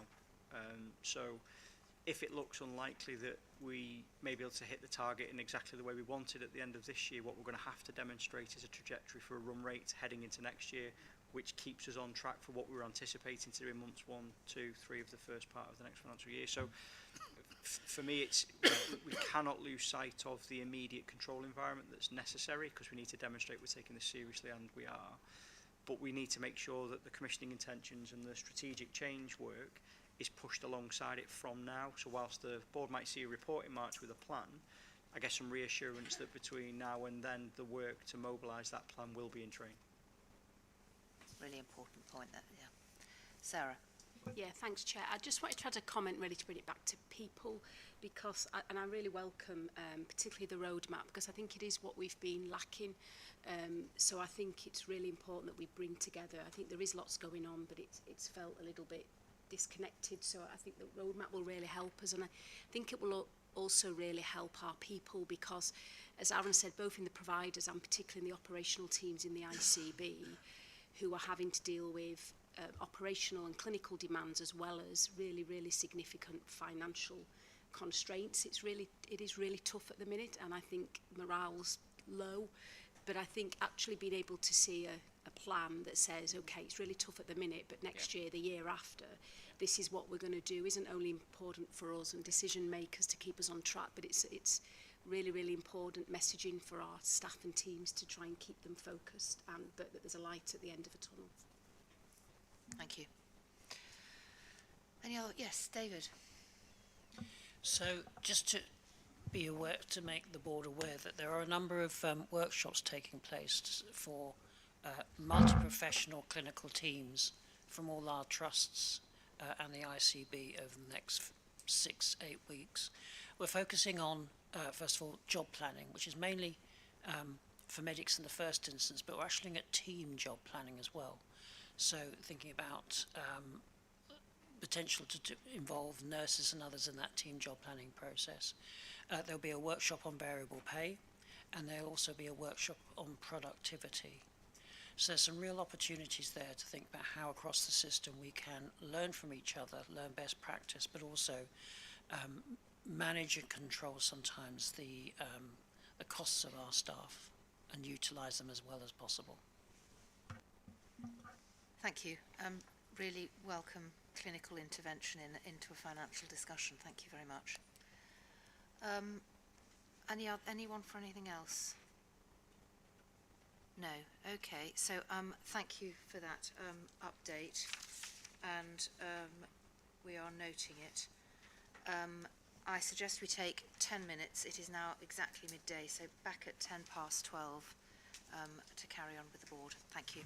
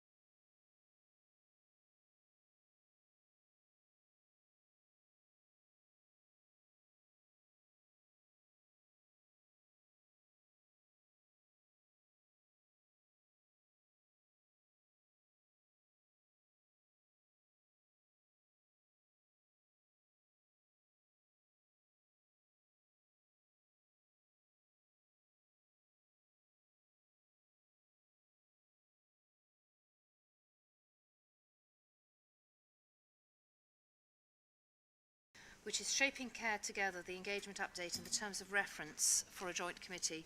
And we are, as a board, going to be asked to approve both the joint committee terms of reference and the proposal for the ICB membership of that joint committee. So, Sarah. Yes, thank you, Chair. I think the paper is quite self-explanatory, but just to remind members of the board, we had a paper back in July where you were asked to approve a case for change. So Shaping Care Together is a transformation programme that covers, it cuts across Cheshire and Mersey ICB and ourselves as the lead commissioners, but it covers the areas of Southport and Ormskirk. So from our perspective, it's our West Lancashire population that are potentially impacted by the change, and the trust is Mersey and West Lancashire Trust, who cover St Helens, Knowsley, Halton, West Lancashire and Southport now, so it's quite a big area. But this will be a multi-year transformation programme, but in this first year they are looking at urgent and emergency care services, so in a way it's very pertinent to the updates we've had today. So at this stage we haven't had any options to review. The case for change just set out why across that geography there is a need to do transformation of urgent and emergency care services. Then you can see in the paper the extensive engagement that has happened between July and October 24, and just to assure board, we have been involved in that. Our comms and engagement team have done a lot of work around that, and our teams have been to events in Ormskirk, in West Lancs, in Southport, and have been very engaged. We've had queries in from members of the population, members of the public, which we've responded to. So I think we feel confident and we're content with the amount of engagement that's occurred. The other assurance I can give is that NHS England are involved in this process, and we are following all the NHS England guidance that's relevant, and we have also been to the Lancashire Scrutiny Committee, and updates have also been given to the Lancashire Place Partnership. So today what we're asked to, back in July we agreed that when the time came for making any agreement on the options that would go out to formal consultation, and then the decision on the final outcome, that we would form a joint committee with Cheshire and Mersey ICB. So what the paper is asking today is for us to approve the terms of reference of the joint committee. Again, our governance corporate secretary has been involved in the formation of those terms of reference. So we're content that we've had input into them. They haven't been produced for us. We have in the background had input into those terms of reference. So board are being asked to approve the terms of reference. Both ICBs would have 3 formal members. We're suggesting that would be 2 executives, one of those myself, given that I've been the SRO from our perspective for the programme, and Kevin could choose the second exec, and then there'd be a non-executive member of the committee as well. Just to explain the process, at the moment there is a formal process being followed, taking on board all of the engagement that's been received for the case of change, to come up with the options. So we don't know what the options are yet that will go out to formal consultation. We're expecting that early in the new year there will be options that have come out of the consultation. They will go to the joint committee for approval of the options, and then we will go out and we will formally engage with the public on the options before a decision is made. So just to reinforce what the paper is saying. Thank you, Chair. Thank you, Sarah. Thank you very much indeed. Any comments or questions before yes, Sheena. A very helpful update and very clear paper from Sarah, so thank you. Could you just help me understand about, absolutely agree with the joint committee, terms of reference makes sense, but I'm just wondering about how do we ensure that that our ICB representatives take a considered view into that. So where's our link back to the joint committee, back into the ICB? And it might be I might have missed it in the paper, but I wasn't clear about that. Sorry, thank you, Sheena. It's a really good question, and I don't think the paper actually specifically lays that out. I think that would I think we would have to agree. So even though the decision making would happen at the joint committee, I think we would have to continue briefing the board here, having opportunities for the 3 members of that joint committee to consult with the rest of the board and to engage with the board on the options and feedback, what's coming out of the consultation with members of the public. Okay, thank you. Important question. Good. Yeah, Debbie. Thanks, Chair. It was a point of principle. So welcome the report, welcome the arrangements and the assurance within within them. When I had a look through the terms of reference, I was pleased to see under 6.7 that it talks about meetings of the Joint Committee being held in public where there's agreement and where it's in the public interest for them to be held in public from a decision making. And so I welcome it being included. Given that we're one of the equal partners in the Joint Committee, I'd just encourage us to generally always do that. Given the level of public interest and the significance around it, unless it's something that's commercially sensitive, I would encourage us to always meet in public, because I think it just supports that transparency and enables to keep the public with us in terms of decision making in the journey, really, which is critical. Yeah, thank you. Another good point. Anyone else? No. So I'm going to ask the board to approve the terms of reference. Yes. And the three members, we've had discussions about the three members, but they're not quite finalised yet. So, but there will be it will be two executives and one non-executive. Thank you. Thank you very much, Sarah. Okay. So we now move on to item 13, which is an update on the ICP and delivery of the integrated care strategy. Craig. Thank you, Chair. So I'll just give the highlights to the report. This is a update on our integrated care partnership, which is a partnership between ourselves in the ICB and our local government partners as well as others, and that is where we have the responsibility for our joint integrated care strategy. So important to note that ICPs are a part of the statutory role both of ICBs and local government following the Health and Care Act. And the integrated care strategy, our board will remember I've brought a number of various iterations. Our first one was done at speed, and I think then we spent a year further developing that, and there was a lot of engagement supported by Tracy, David and others in really understanding the different elements of our integrated care strategy, what it means for our communities and how we're going to deliver against it. The board have helpfully always asked for an update here on the integrated care partnership, of which Kevin and I are both members of. Just in relation to the strategy, so a lot of this strategy is delivered in our places, which I think is really important. There are some elements that are delivered system-wide, but primarily through our places. There's some work that we've been doing, and I've illustrated this as examples in the paper on getting to it outstanding for our Dying Well services and the work in relation to Children and Young People's Health Board on Starting Well. So start to understand how those different elements of the strategy are really starting to get some traction on deliverables to look at improvements for our population health outcomes. We've also introduced a new element called domain sponsors that help connect with the governance and also that delivery that I talk about, so we can measure impact.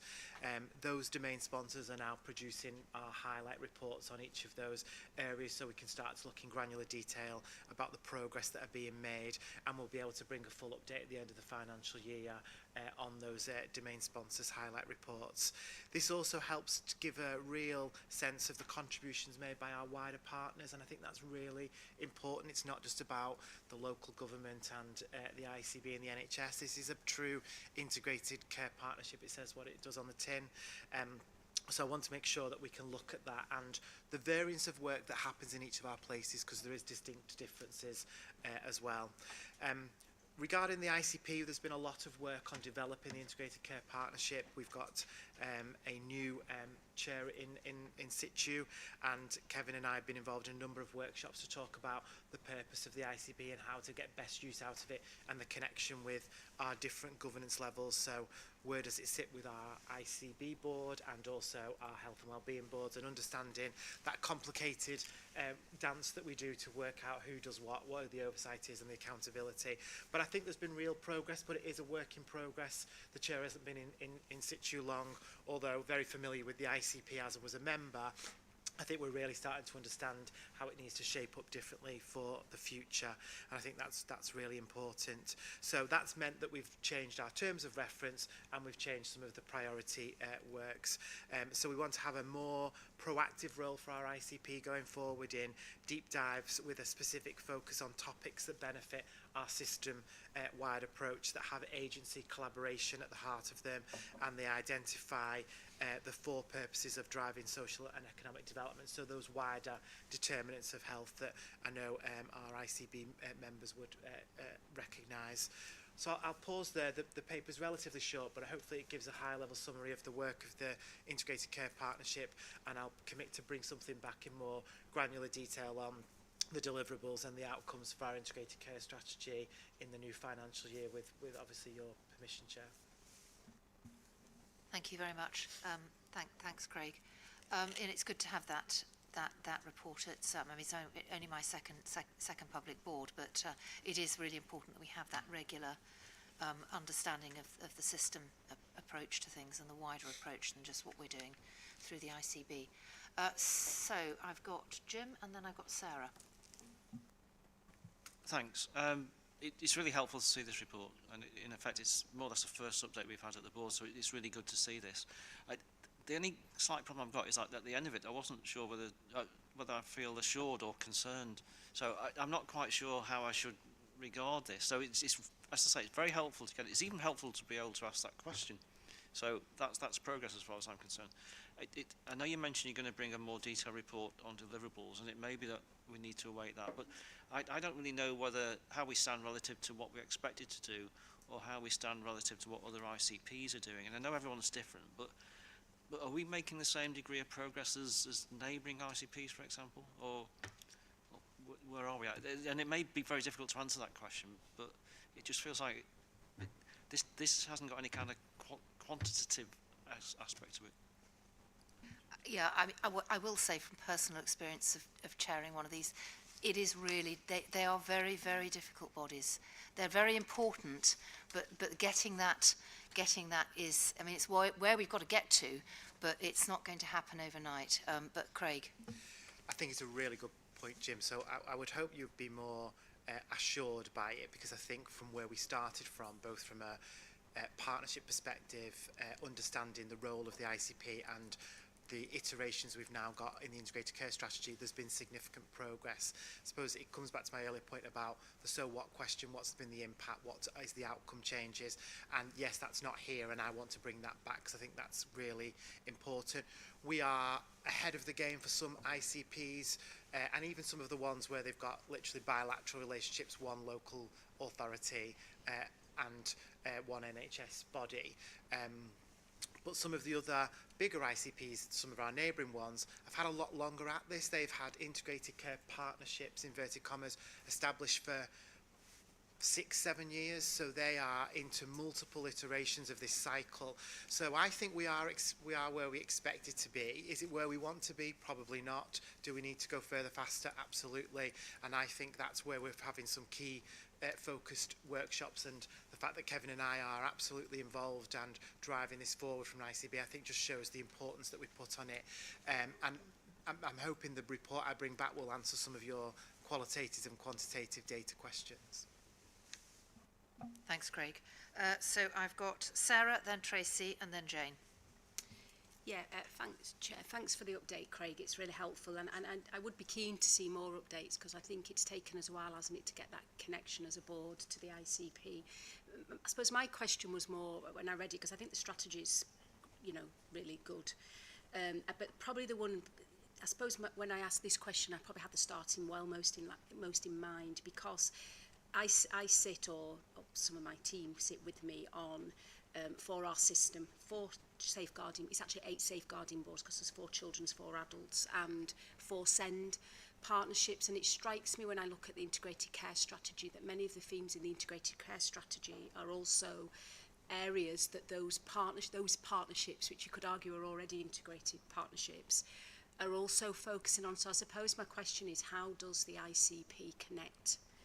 Because I've never seen an update in any of those partnerships from the ICP. How does the ICP connect with existing partnership boards that are statutory boards as well, that are already going on, to make sure we're not duplicating work, or that we're not, that we're adding value, and that we are connecting work that's already happening across the system to delivery of the integrated care strategy? Because I think when I was in another system and we were setting up an ICP, we did a lot of mapping out of existing partnerships to make sure there wasn't going to be duplication and overlap, and that there was connection across what are big complex systems.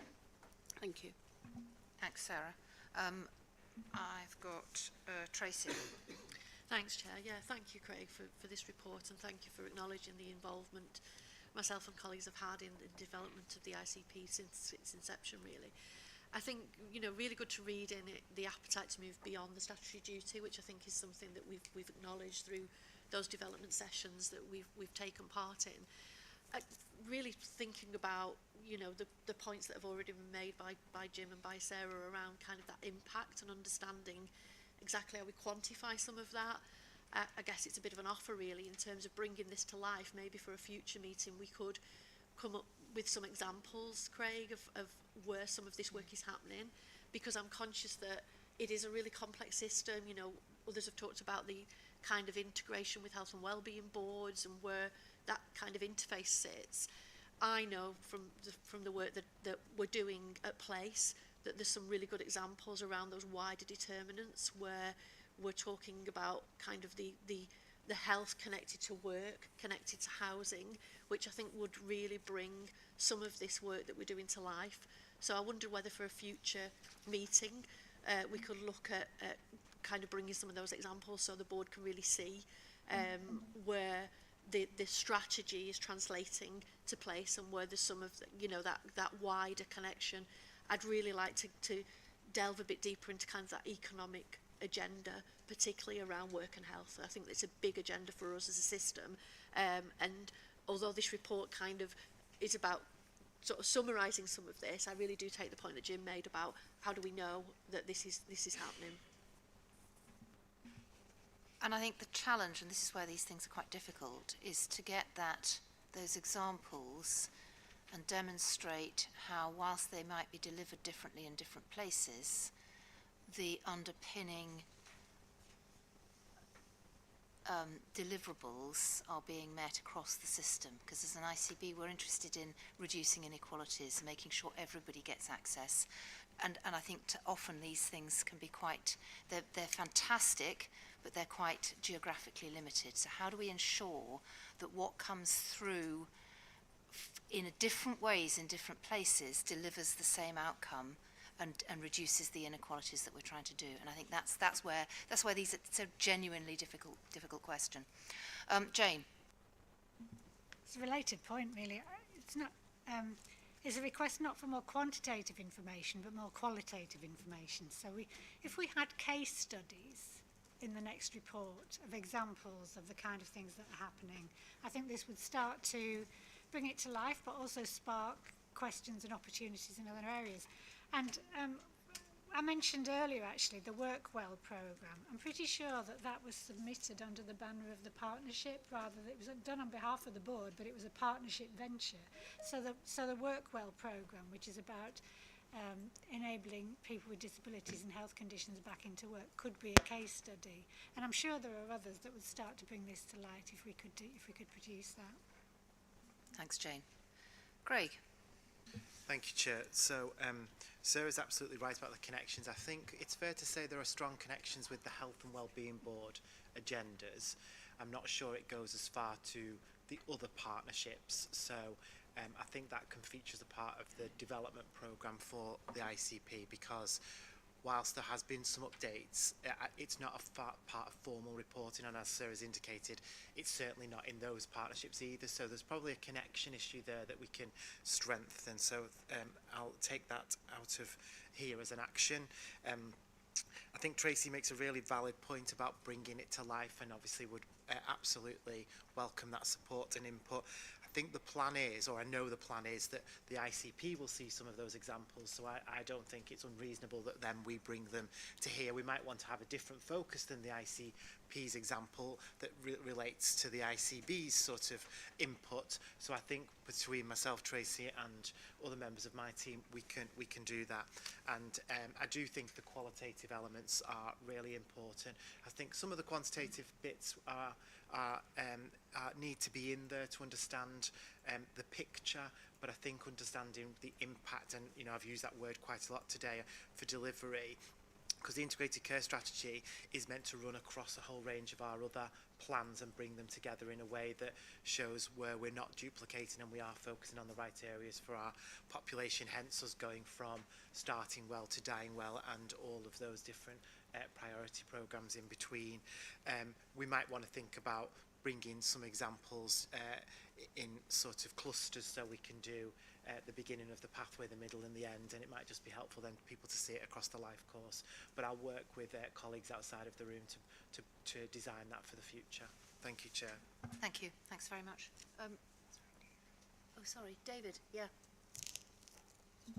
Thank you. I suppose I'm left with a question really, which is about whether or not we feel like the ICP is sufficiently supported to achieve the objectives that we have for it. I know that's been tricky at different points in its existence, and also as a member of that group and lots of other kind of system leadership groups, there feels like there is a deficit of leadership across the system in terms of, you know, our ambition for people and you know, our expectation. And something like the ICP could be a place where we say very public things about what we want for our communities, what we think we need in place for different services and so on. So I don't know, there's something for me about how do we strengthen it, how do we help it have to have a more public presence and voice.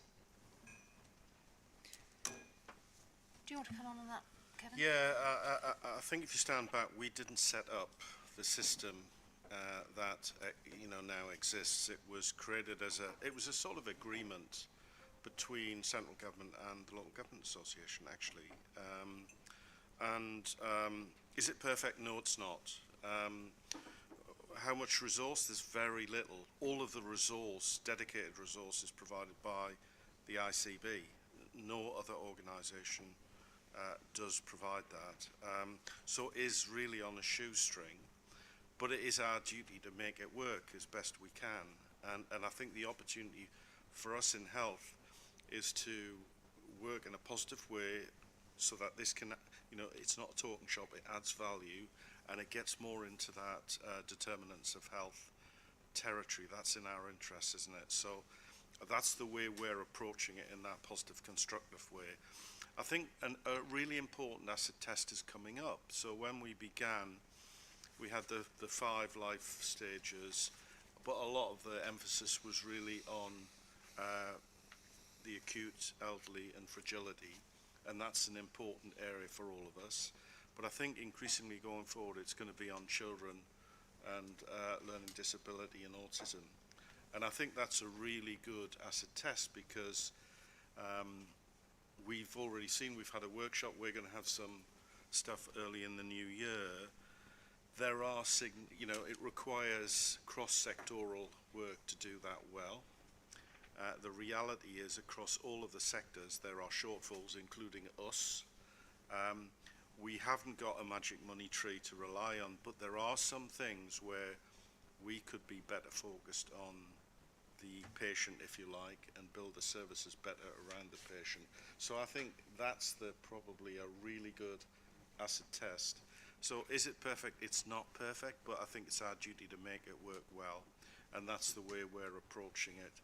And we've got to show that it's not just a talking shop, that we don't have unlimited resources to throw at an issue like LD&A, but I think it's a really good example because we can do better in Lancashire and South Cumbria in that area, and I think we've got to approach it in that light, and we've got to be able to persuade somebody like Jim that there are real things that we're going to do as a group of sectors really to bring it together, because it's the school system, it's policing, it's local government, it's health, the whole gamut. So I think there are some good opportunities there, and that's the right thing to be doing, isn't it?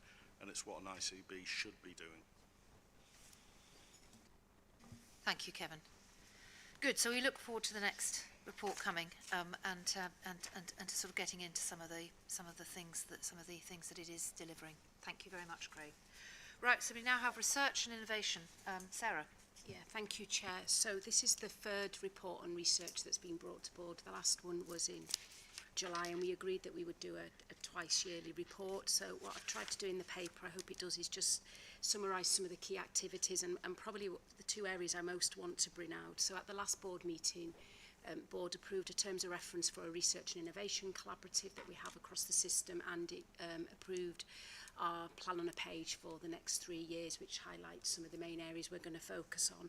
And I hope what the paper's doing is giving a level of assurance that that work is continuing to progress. I think in particular, we spoke at the last meeting about the successful work under the REN project, so that's Research Engagement Networks, which is a way of how do we work more closely with our voluntary sector, but also in some of our communities that wouldn't normally have an opportunity to participate in research, really target on how do we do more engagement in those communities. And there's a list of activity in the paper that shows some of the work that we've continued to progress in Lancashire and South Cumbria, and I think the partnership working has been really strong in this area. And the other area, and there are a number of people sat around the board table who are also contributing significantly to this agenda.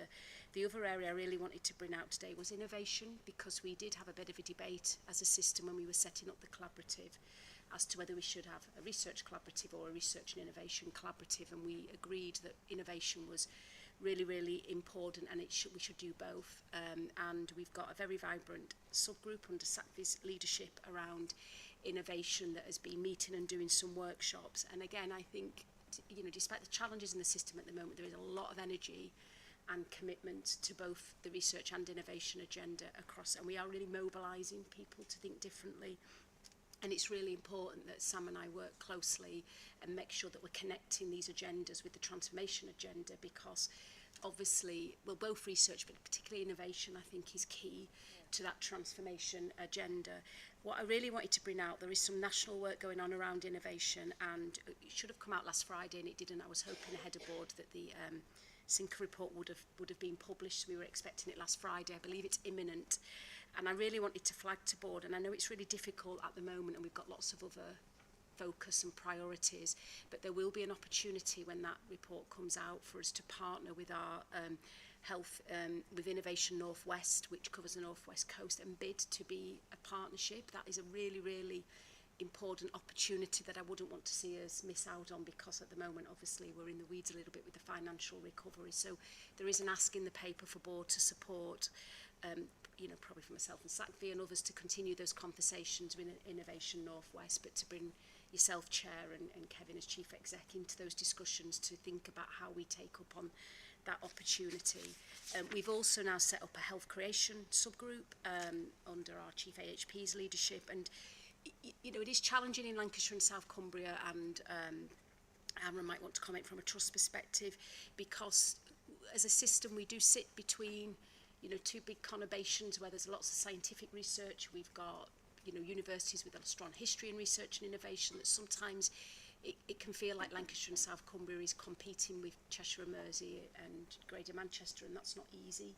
So we've tried to really focus on what could our unique selling point be around research and innovation, and we've really tried to think about inequalities, population health, really build on some of our strengths in the patch, but also, and I, you know, obviously I'm sat here as the chief nurse, I think there is a real opportunity for us in the non-medical research arena to come through, and some of the regional and national work that myself and our Chief Nursing Information Officer now are leading on, it is really good for Lancashire and South Cumbria, and it is an opportunity to attract. And there is an opportunity in the north of the patch with the alliance between Cumbria University and Imperial College around their medical school. There's actually an opportunity, I had a meeting last week around non-medical research coming out of that joint project there, so that's just another opportunity for us to build on. So I'll stop there, happy to take any questions, but I suppose that really it was for to note the ongoing activity, but to note that in a time of financial challenge, sometimes that puts research and innovation at risk, and I think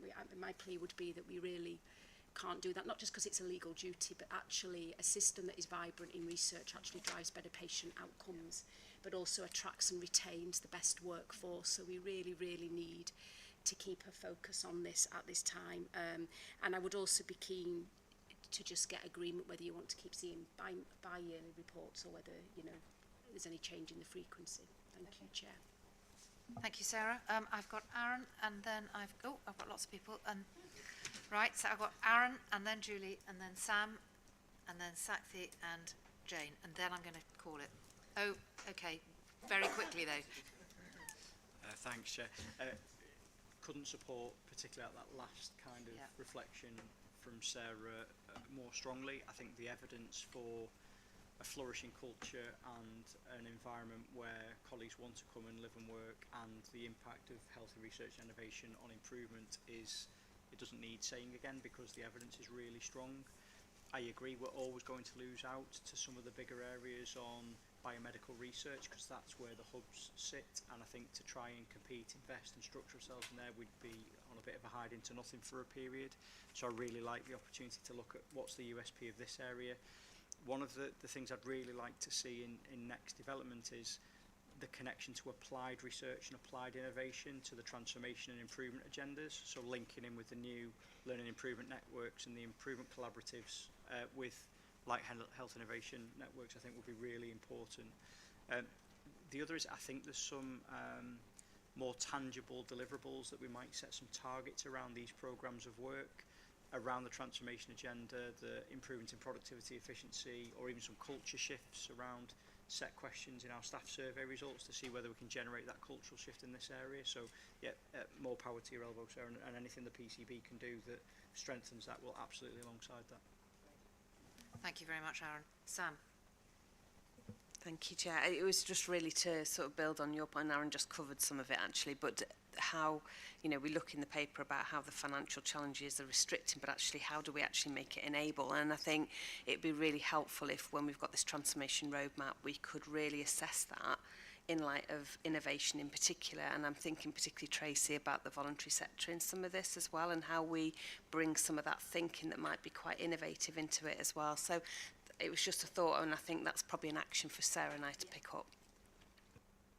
Tracy, was that along the lines that you were going to come in on? Do you want to jump the queue?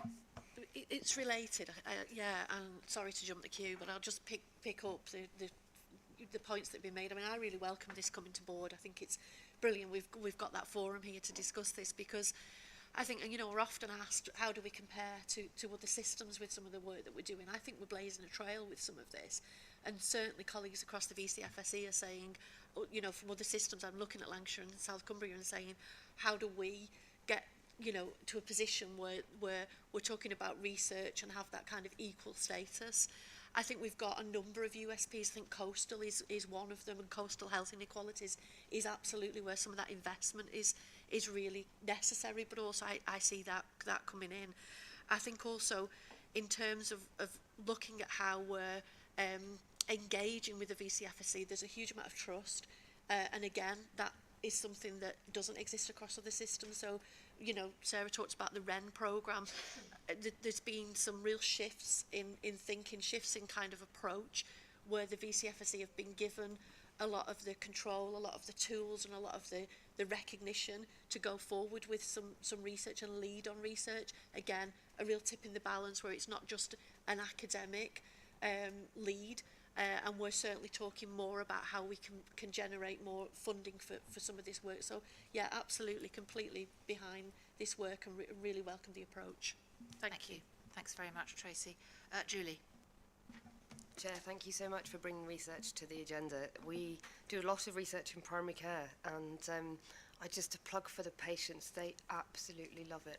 I don't know how many of you might be involved, but a lot of our elderly patients, very isolated, get a huge amount from feeling involved because they're not in the big centres, and we have people enrolled in all kinds of research. And yes, let the ICB please carry on supporting it across the whole of the patch. It's brilliant. Thank you. Thanks very much, Julie. Jane. Oh, sorry, Sakthi. And then Jane. Thank you, Chair. Thanks, Jane.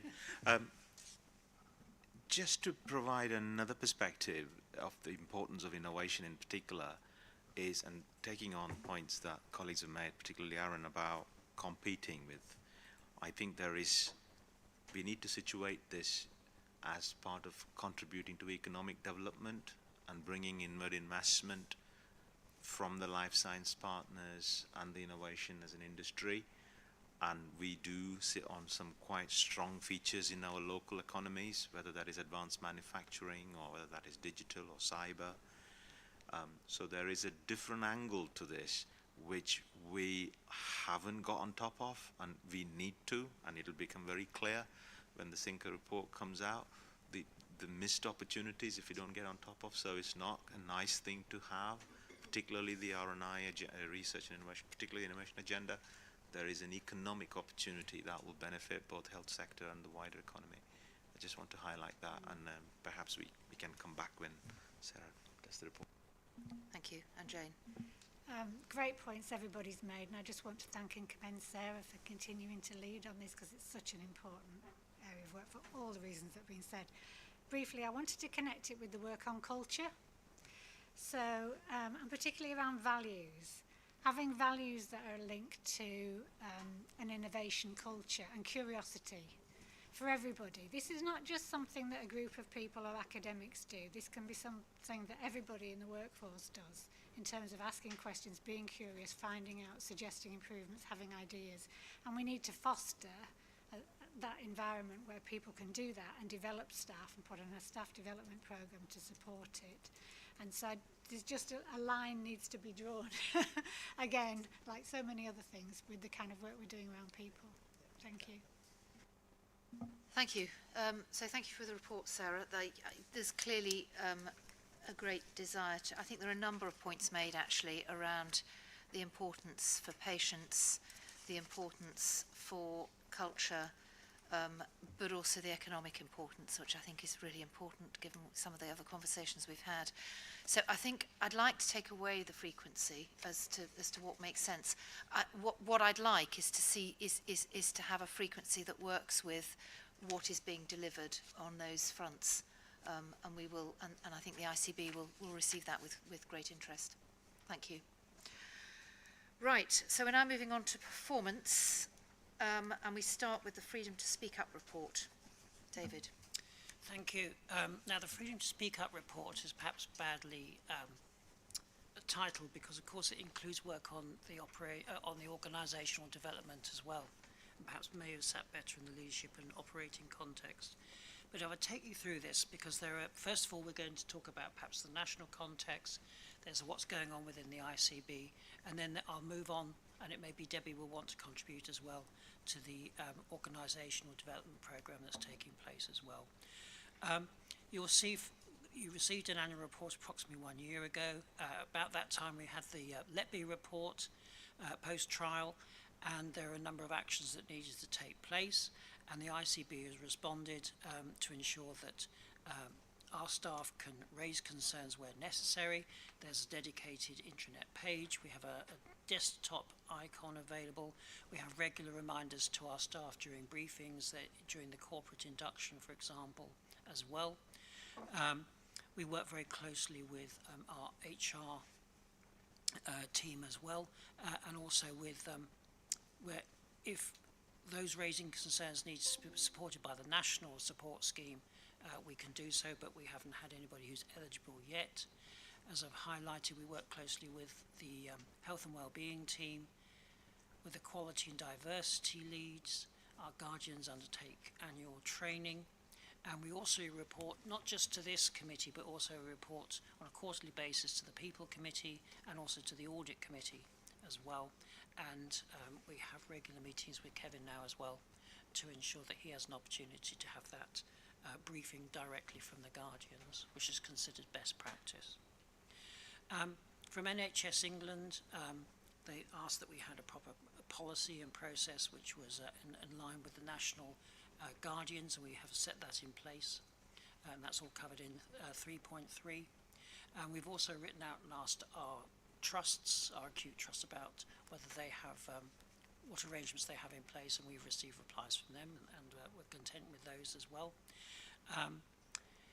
And then the most recent thing what we've had is in 4.3 is we had a letter from NHS England on the 2nd of October. We've been waiting this letter for a period of around about 10 months actually.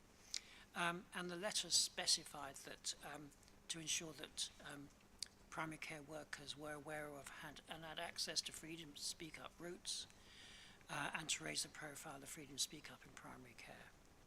And there's a dedicated executive lead, which is myself.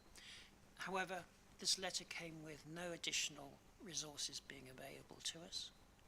And the expectation in the letter that NHS England will be responsible for primary care Freedom Speak Up till 2026. So we're taking stock with the regional team about this. Certainly at present, having heard Sam's report with regard to the financial position of the ICB, we're not in a position to offer additional resources to support primary care, but you'll see later on we continue to work closely with them.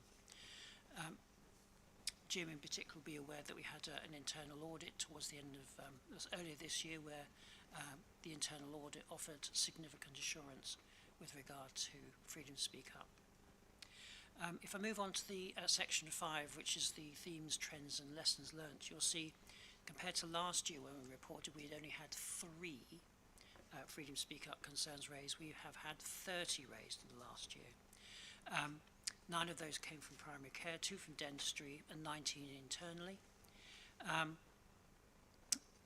I think it's important to note that we've actually had significant changes within the ICB. We've had a lot of staff moving into the ICB, in particular moving into the nursing directorate from the CSU. And I think that perhaps that shift in culture for those staff has generated a little bit of kind of noise. And I just want to kind of commend Sarah for her immediate response and support to those staff as they've moved across the ICB, because you're well aware, and again it's been flagged by Sarah and Sam, that CHC is an area where we need to look at kind of how we can deliver that better and probably in a different way. And so it has been a little bit challenging. The particular themes are around behaviours and relationships and their perception of bullying and harassment. Okay, and those have all been managed. And that, in some respects, has helped us build, as we build our comprehensive OD programme across the ICB. You'll be aware that there was an all-staff event on the 8th of October of this year. Over 600 members of staff joined. Emma, I believe you joined as well, which is fantastic. And of course, that has then been the springboard for us to undertake work, first of all, on understanding what our values are. And illustrated through section 5, there are suggestions about how we ensure that our values are turned into behaviours. What do we expect of those who are working with us, so that all our staff can feel they're working in a psychologically safe place? And it is important to bear in mind the number of employees within the ICB has doubled in the last year. So we are in a different place with new people coming on. And in fact, we've got new people coming on board from medicines management fairly soon. So we do have a robust process. It is very busy, and we're continuing to work with our staff, but working very closely to support the implementation of the organisation's OD programme. Thank you, David.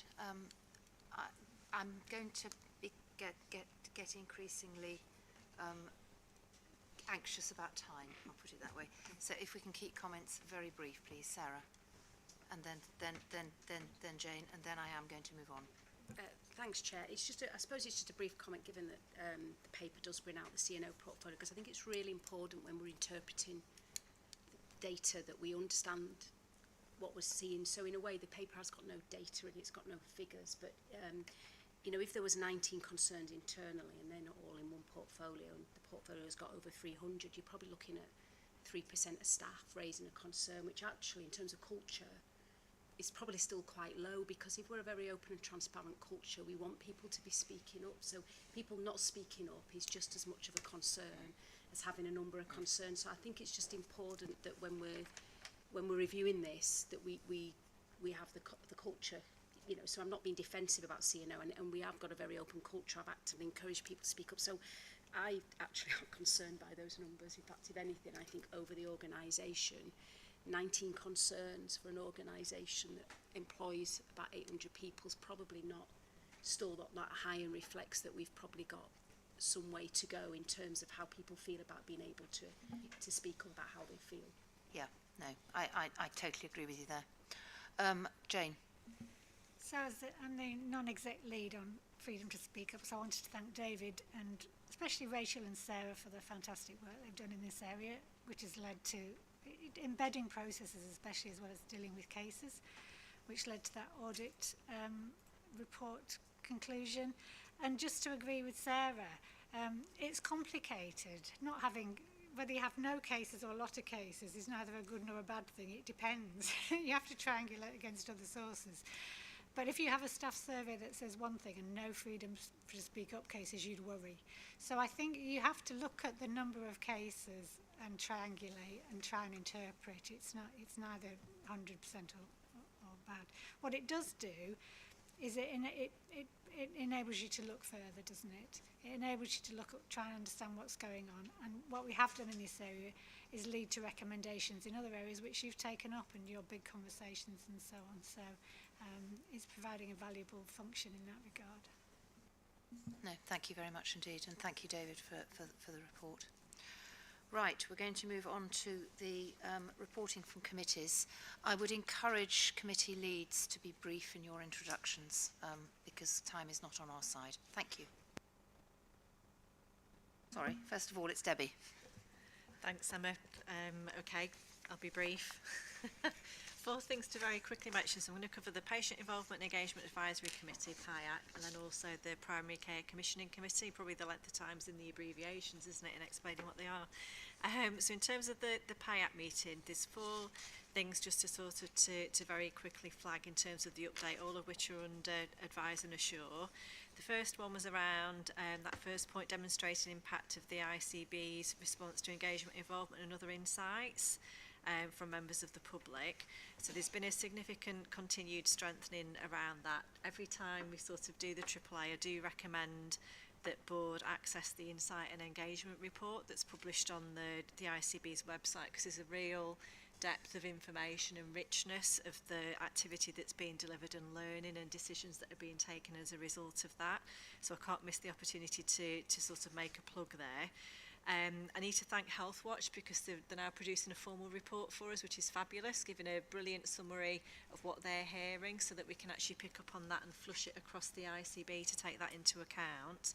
And then in terms of the richness of the insight and engagement reports, I'm hoping that you'll be able to see, as the committee is assured around, that there's an increased focus on reaching, learning from and responding to insight from those who are seldom heard, hard to reach, but also through an equality and diversity lens and health inequalities lens. So there was some really interesting work and feedback that's been picked up around experiences of people within the South Asian community within our ICB footprint. So some in-depth work that had been done around barriers to cancer screening, because there's a different experience and sort of need there, and also some partnership work with Inclusive North around unpaid carers within that community, and again how their experience is different and needs to be considered. There's some interesting work that's being progressed around patient participation groups, linking back to primary care and the importance of it in terms of delivery and people's health outcomes.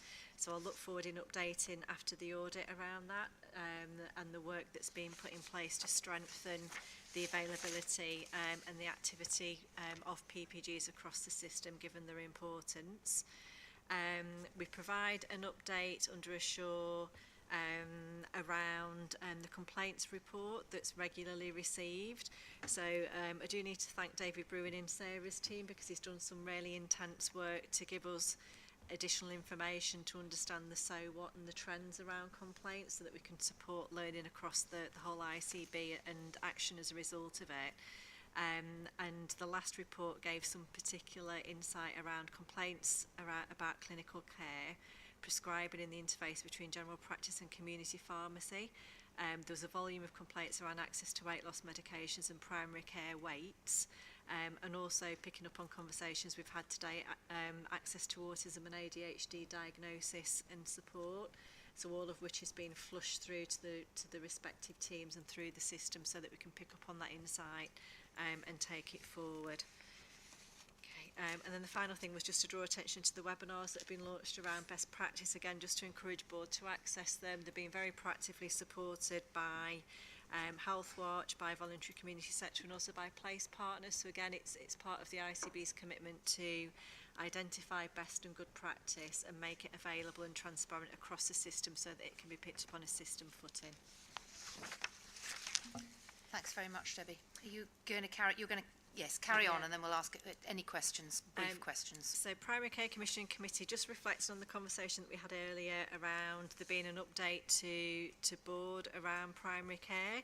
So it's probably helpful just to clarify that obviously the ICB board has got responsibility for the vision, the strategy, and also the transformation of primary care, and that will be the focus, I'm sure, of the update that's received. That all drives the commissioning intentions for primary care, which board endorse, sign off and approve.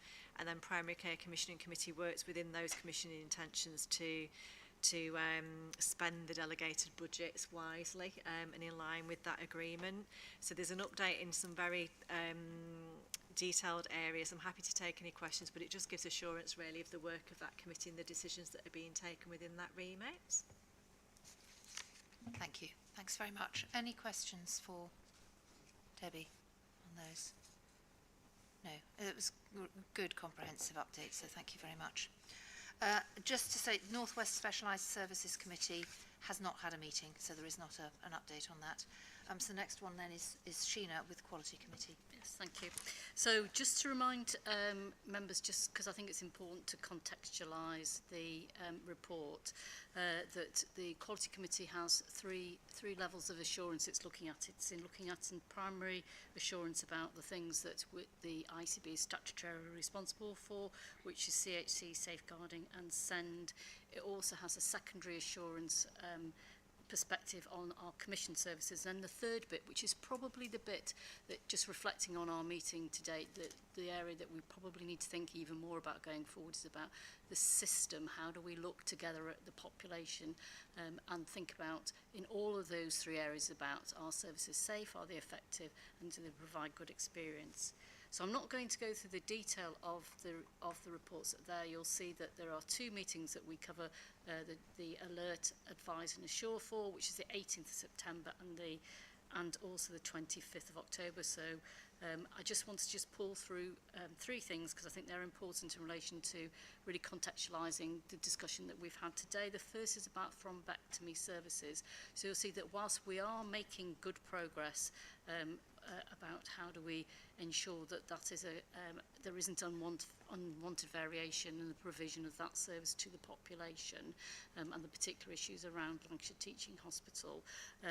There's clearly more work to do, and you'll see the mitigations that's there. But it's a really good illustration that as moving forward, the way to really solve these issues is about a networked approach for the population. So I think it's just one to illustrate the fact that we are just want to alert the boards that and the mitigations in place, but the way to actually think a longer term solution to some of these issues is through looking at that way. The second thing I wanted to bring up, and it has been talked about through the agenda in a number of ways, is about the long waits for community children's services and children, adults, ADHD and autism. And I think we've talked about the commissioning intentions, the bit to look across all, thinking about our priorities and how we look at that going forward, but also that discussion we had around the ICP and those, thinking about this is about how do we think differently around starting well, and again thinking about the short-term response, but also thinking about how do we really fix this in a medium and longer term. Then the final area is around special educational needs and disabilities, and you'll see that we reflect in our alert around the issues with the education, health and care plans due to increased demand. And I think we understand that in terms of some of the issues there are that our population are experiencing, and how we actually can think around how we mitigate that and consider that in terms of priorities. So those are things I just wanted to really just bring to the attention of the board today. Thank you, Emma. Thank you. A really helpful update, actually. Thank you. Any questions? Yes, David. 2 points very quickly. First of all, in the thrombectomy services, the rapid quality review was a Northwest meeting that took place. It wasn't just for Lancashire, but as it's a public paper. But the other thing just to highlight is the neurology services. Now, Lancs Teaching Hospital provide us with a neurology service for much of the patch. However, South Cumbria has been covered by North Cumbria Trust. That trust has given notice that it is not going to provide that service to South Cumbria. There is a meeting, in fact, on Friday with Lancs Teaching Hospital to understand their appetite to take on that additional work for South Cumbria. Lancs Teaching Hospital is already under significant pressures with its neurology service, as there is a shortage of workforce, including doctors and nurses, and long waiting times, and we need to understand how we can support them to ensure that our patients have access to a neurology service. Thank you. And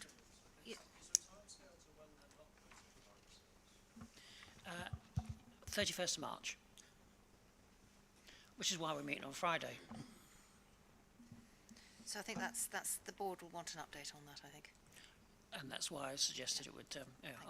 I'm going to bring something back through to the Quality Committee, which is meeting in about 10 days. Fine, fantastic. Thank you, David. Thank you very much. Okay, so I think we now have the Finance Committee. Thank you, Chair. It's Jim, but it should be Roy. Yeah. It is me, yeah. Yeah. Thank you, Chair. Yes, as we have the finance report and the integrated performance report following immediately after this, I'll be fairly succinct. There is just something I'd like to raise, though, in there, and that's with regard to the alert on the activity levels. As you'll see there, the activity levels have significantly increased over the past year, and of course, as we are trying to bring down our run rates, this will surely have an effect on that. So that is a concern that does concern the Finance Performance Committee and probably should concern the board as well.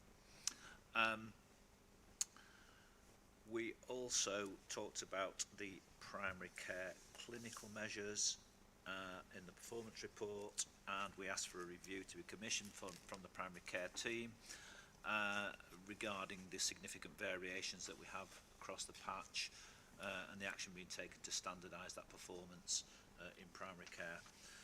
I'll take the rest of red, Chair, if that's okay with you in terms of the time, and hope that's okay. Thank you. Thank you very much indeed, Roy. Any questions for Roy? No, I'm going to move on while the going's good. Sam, Finance Report.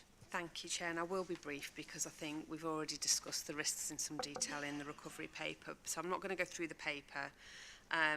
We've already discussed the risk, and we've already discussed the fact that the plans, in variable levels, are backloaded across across various organisations. But during the month, the deficit funding has been included, so you'll see now we are reporting in the paper against a break-even position. And halfway through the year, at month 6, we had a deficit of 42 million against a planned deficit of 27 million. So that planned deficit's there because more is expected to be delivered in the latter part of the year, but we are away from that by 15 million at month 6.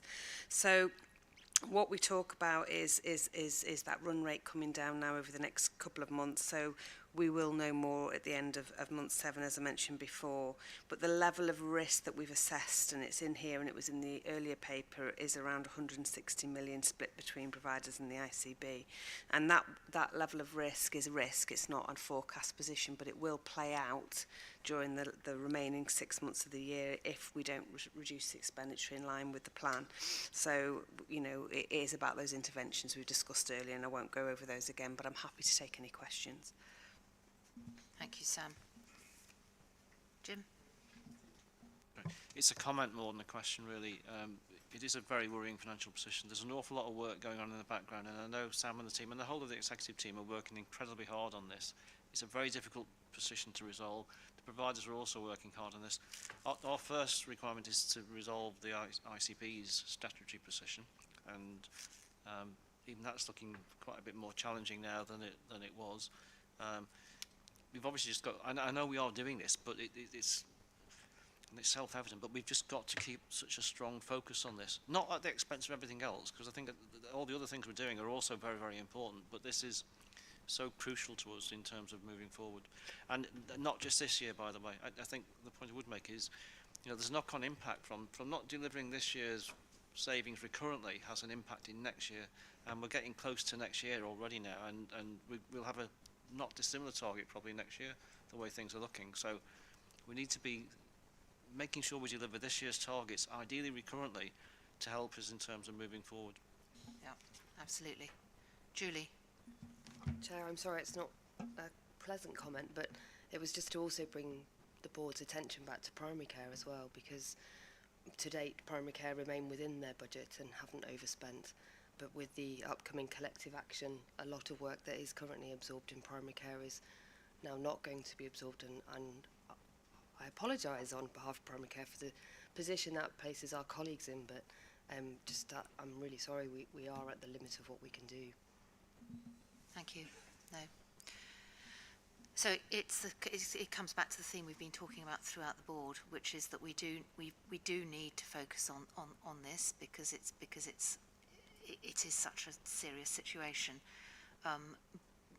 but we've got to do so whilst keeping our eye on the horizon, and that's the balance that we are trying to navigate. Thank you, Sam. Yeah, there are many meetings going on around this, but at executive and at board level. Thank you. Okay, so I'm now going to move to the integrated performance report. Asim. Thank you, Emma. I'll be brief. And I think having the performance report nearer to the end rather than at the top, I think it's allowed me to reflect on some of the conversation. A number of the performance areas has already been discussed around UEC, some of the children's waiting times. So I'm not going to cover what I typically do. But I think I'm just going to pick up on Roy's sort of alert and advise. So I think absolutely we're seeing increasing pressure, and every report I start off with will probably mention that we got more pressure compared to the previous month. So like cancer referrals are up 12.8% compared to previously. We talk about GP attendances, A&E attendances. But I think in all of that, there is variation. So I just want to maybe challenge some of the highlighting of just the primary care variation. So there's 8 domains within the performance report. There's variation in elective recovery in terms of who's waiting for them for that surgery or treatment. Diagnostics, there's 51,000 patients waiting for a test, and they're not all waiting in the same area. Morecambe Bay, they provide 95% more or less test within the 6 weeks. So every area will have variation. And for me, I suggest variation, I'm not saying it drives inequalities, but there's a correlation with variation in inequalities. And what today's meeting has made me reflect, because I normally start off with the meeting saying with the 6th best performer around A&E, 5th best performer around cancer 31-day target. And it's really good to see that because it allows that context. But there's loads of variation underneath that. And I think working with the board, I do want to use the performance framework to focus on that variation and what we're doing about it. And for me, it's not necessarily standardizing performance, it's standardizing outcomes. So if we just take primary care as an example, there's some structural issues here. Blackburn with Darwin, national attendances or national capacity is about 4,444 appointments. In Blackburn with Darwin, that 3,821. That's the ICB average. For Blackburn with Darwin, it's even less, so 3,300, where some of our places offer 4,400 appointments. And same with full-time GP per 10,000 population. There's significant variation. So I think I welcome the report, but the report, I don't think overnight is going to standardize performance because there are some structural issues. And it's about understanding what is that doing to the inequalities. Is there a correlation between them figures and the A&E attendances? So what we're seeing, 65 more people every day attending East Lancs Hospital Trust in A&E. Is there a correlation between that and the number of appointments or the GP workforce? So hopefully, I think this has allowed me to reflect on that and how we can use the performance framework to focus on them matters rather than it being more of a league table approach, which is helpful in some contexts. But I think using this board and the people around this board, I think we need to look at the wider determinants as well. Thank you. Thank you. I very much welcome that. Actually, I can see nods around the table. It does feel what we don't want to be doing is league tables, as you say, have a place, but what we're here to reduce those inequalities. So I really welcome that, and I'd like to. I think we've already discussed meeting outside to see how we can use the performance report to start to drive some of that across the work we do. Roy. Just very briefly, Chair, just to support everything that Asim has said. There's a lot of positive points within that report about waiting times coming down, certainly in diagnostics. So I think, you know, we should congratulate the people who've been involved in that, and yourself as well and your team for putting that report together, because the information is so worthwhile to us in terms of quality as well as the financial aspect to it. And can I just mention, Chair, that it is actually Prostate Cancer Awareness Month, I think, this month, and we as a board should be saying it's incumbent, in fact, on us to say that men, go and get yourself tested. So I hope some people out there who are watching this should listen to that. Thank you. Thank you, Roy. Sakthi. Thank you. I'll be very brief, Chair. I mean, just taking on that point about cancers, but if you look at the performance report, we are really woeful. We only pick up 1 in every 2 people with cancer at an early stage. And if you think about mums and dads, or particularly mums smoking at the time of delivery, which sets the entire life course for that baby in the household, we're not improving. And my question is, how is this connected back into one of our committees, and who is actually looking at it? I haven't seen these reflected in highlights, but I would like to think that there is a look back into it. And I just want to highlight that we are, as a system, not really doing very well on prevention. And linking back to strategic commissioning intentions and committees oversight, it's a real case that we need to hunker down and look into it in a bit more detail about action. Thank you. Thank you. Thanks very much. Thanks, Asim. Right, governance.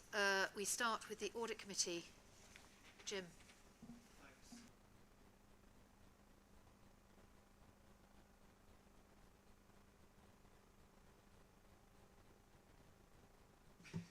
All age continuing cares, I think I'm going to mention. The Audit Committee mainly focused on this as a deep dive topic, and thanks to Sarah and the team, we had a really good presentation.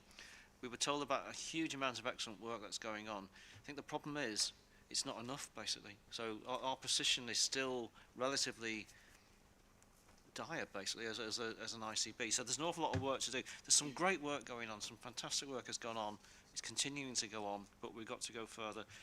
The note here is very similar to the note that was in Sheena's Quality Committee notes as well, and Sheena's on the Audit Committee and brought a lot to the discussion as well. So I'm just going to leave it at that, Chairman. Thank you. Sarah, very briefly, please. Yeah, really briefly, just because I know the financial situation around all age continuing care is dire, but the quality performance is very, very good, and it's just in case staff and people are watching this, I think it's really important that we recognise that. Thanks. Thank you. Thank you. Okay, now we have the review of scheme of delegation and associated documents. Sam, are you picking this up? I am. Excellent. Thank you, Chair. Yes, so there's a lot of information in here, but this is basically an update, and thank you particularly to Deborah, who's been doing all of the work behind this, and to my team as well, who've been providing the update, and also to Jim, who's been quite instrumental in helping us look at the scheme of delegation. So this is actually for an approval for the board, because this rests as our as a board decision, and so it's important that people have understood the changes that are here. But they're the changes that have been made to our governance handbook, which incorporate a number of key documents, including the scheme of reservation and the operational scheme of delegation, the conflict of interest. So we've made changes that are being driven by changes in national policy around the fit and proper persons tests, around the revised governance guidance for roles on the board, and also, as we heard earlier from Sarah, the Shaping Care Together, which actually asked for a joint committee and some decisions to be made. So that has to be reflected, because this is about board decision making and what's reserved for the board and what we can do and what's delegated. The main changes that have been made to the scheme of delegation, and I won't go through all the detail because I'm assuming everybody's read this and can see the changes, but the main changes, and thanks to Jim, we've been doing a lot of work on trying to get real clarity around the financial plan, and making sure that the board has proper oversight of what goes into the plan, and there's that transparency, and I think that's the crux of it really. So there's some changes to say that when we do bring the plan, that we do bring enough detail on the significant contracts that are within that, and a lot more detail to the Finance Committee, and that anything then that's outside of that plan as we move through the year, that there is a delegated limit on that of 10 million or 10%, where we would bring that back to the board. And so they are the key changes to the scheme delegation. There are some things around the procurement side and changes to the provider selection regime as well. So I'm hoping everybody's had a chance to read through, and what we're looking for today is for approval of those changes in line with our constitution. Thank you. Thank you, Sam. And I would second that. It is important for board members to read through the governance handbook. It does define how we operate, and it is a very important document. So that said, and that assumption made, are we happy to approve those changes? Yep. Thank you very much indeed. Thank you. Great. So our final item.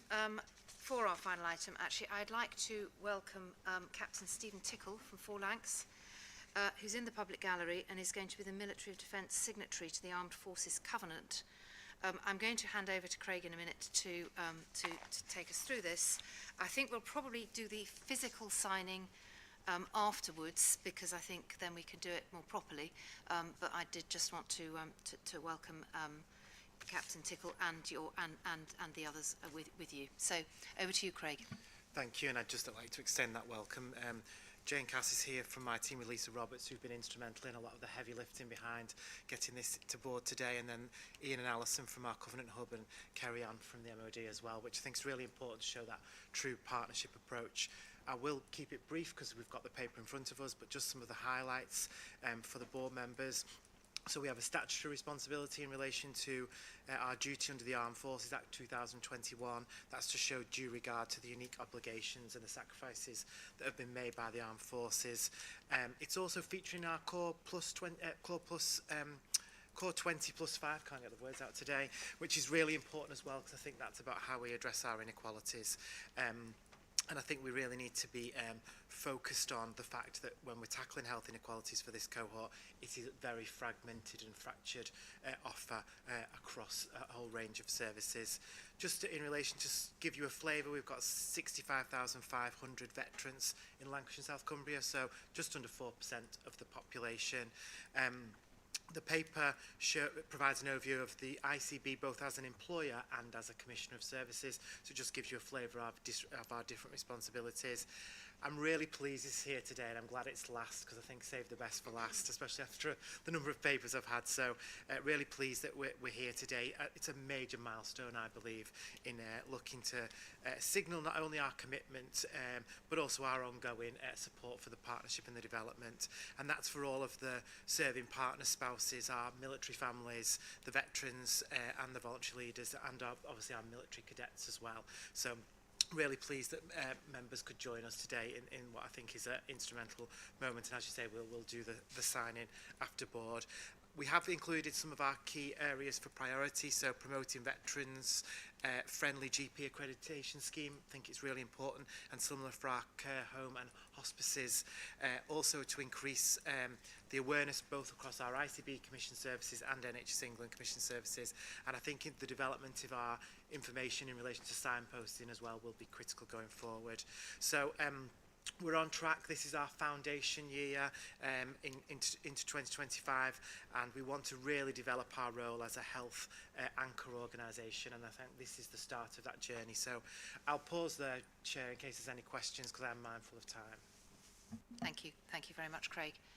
Any questions? I mean, I think I'm delighted that we've got this, and I agree it's a good thing to have to finish the board meeting. And I'm looking forward to signing it as well. Any questions for Craig? No? Are we happy to approve that we sign the covenant? Yes. Thank you. Thank you very much indeed. Great. Okay. So, does anybody have any other business? No?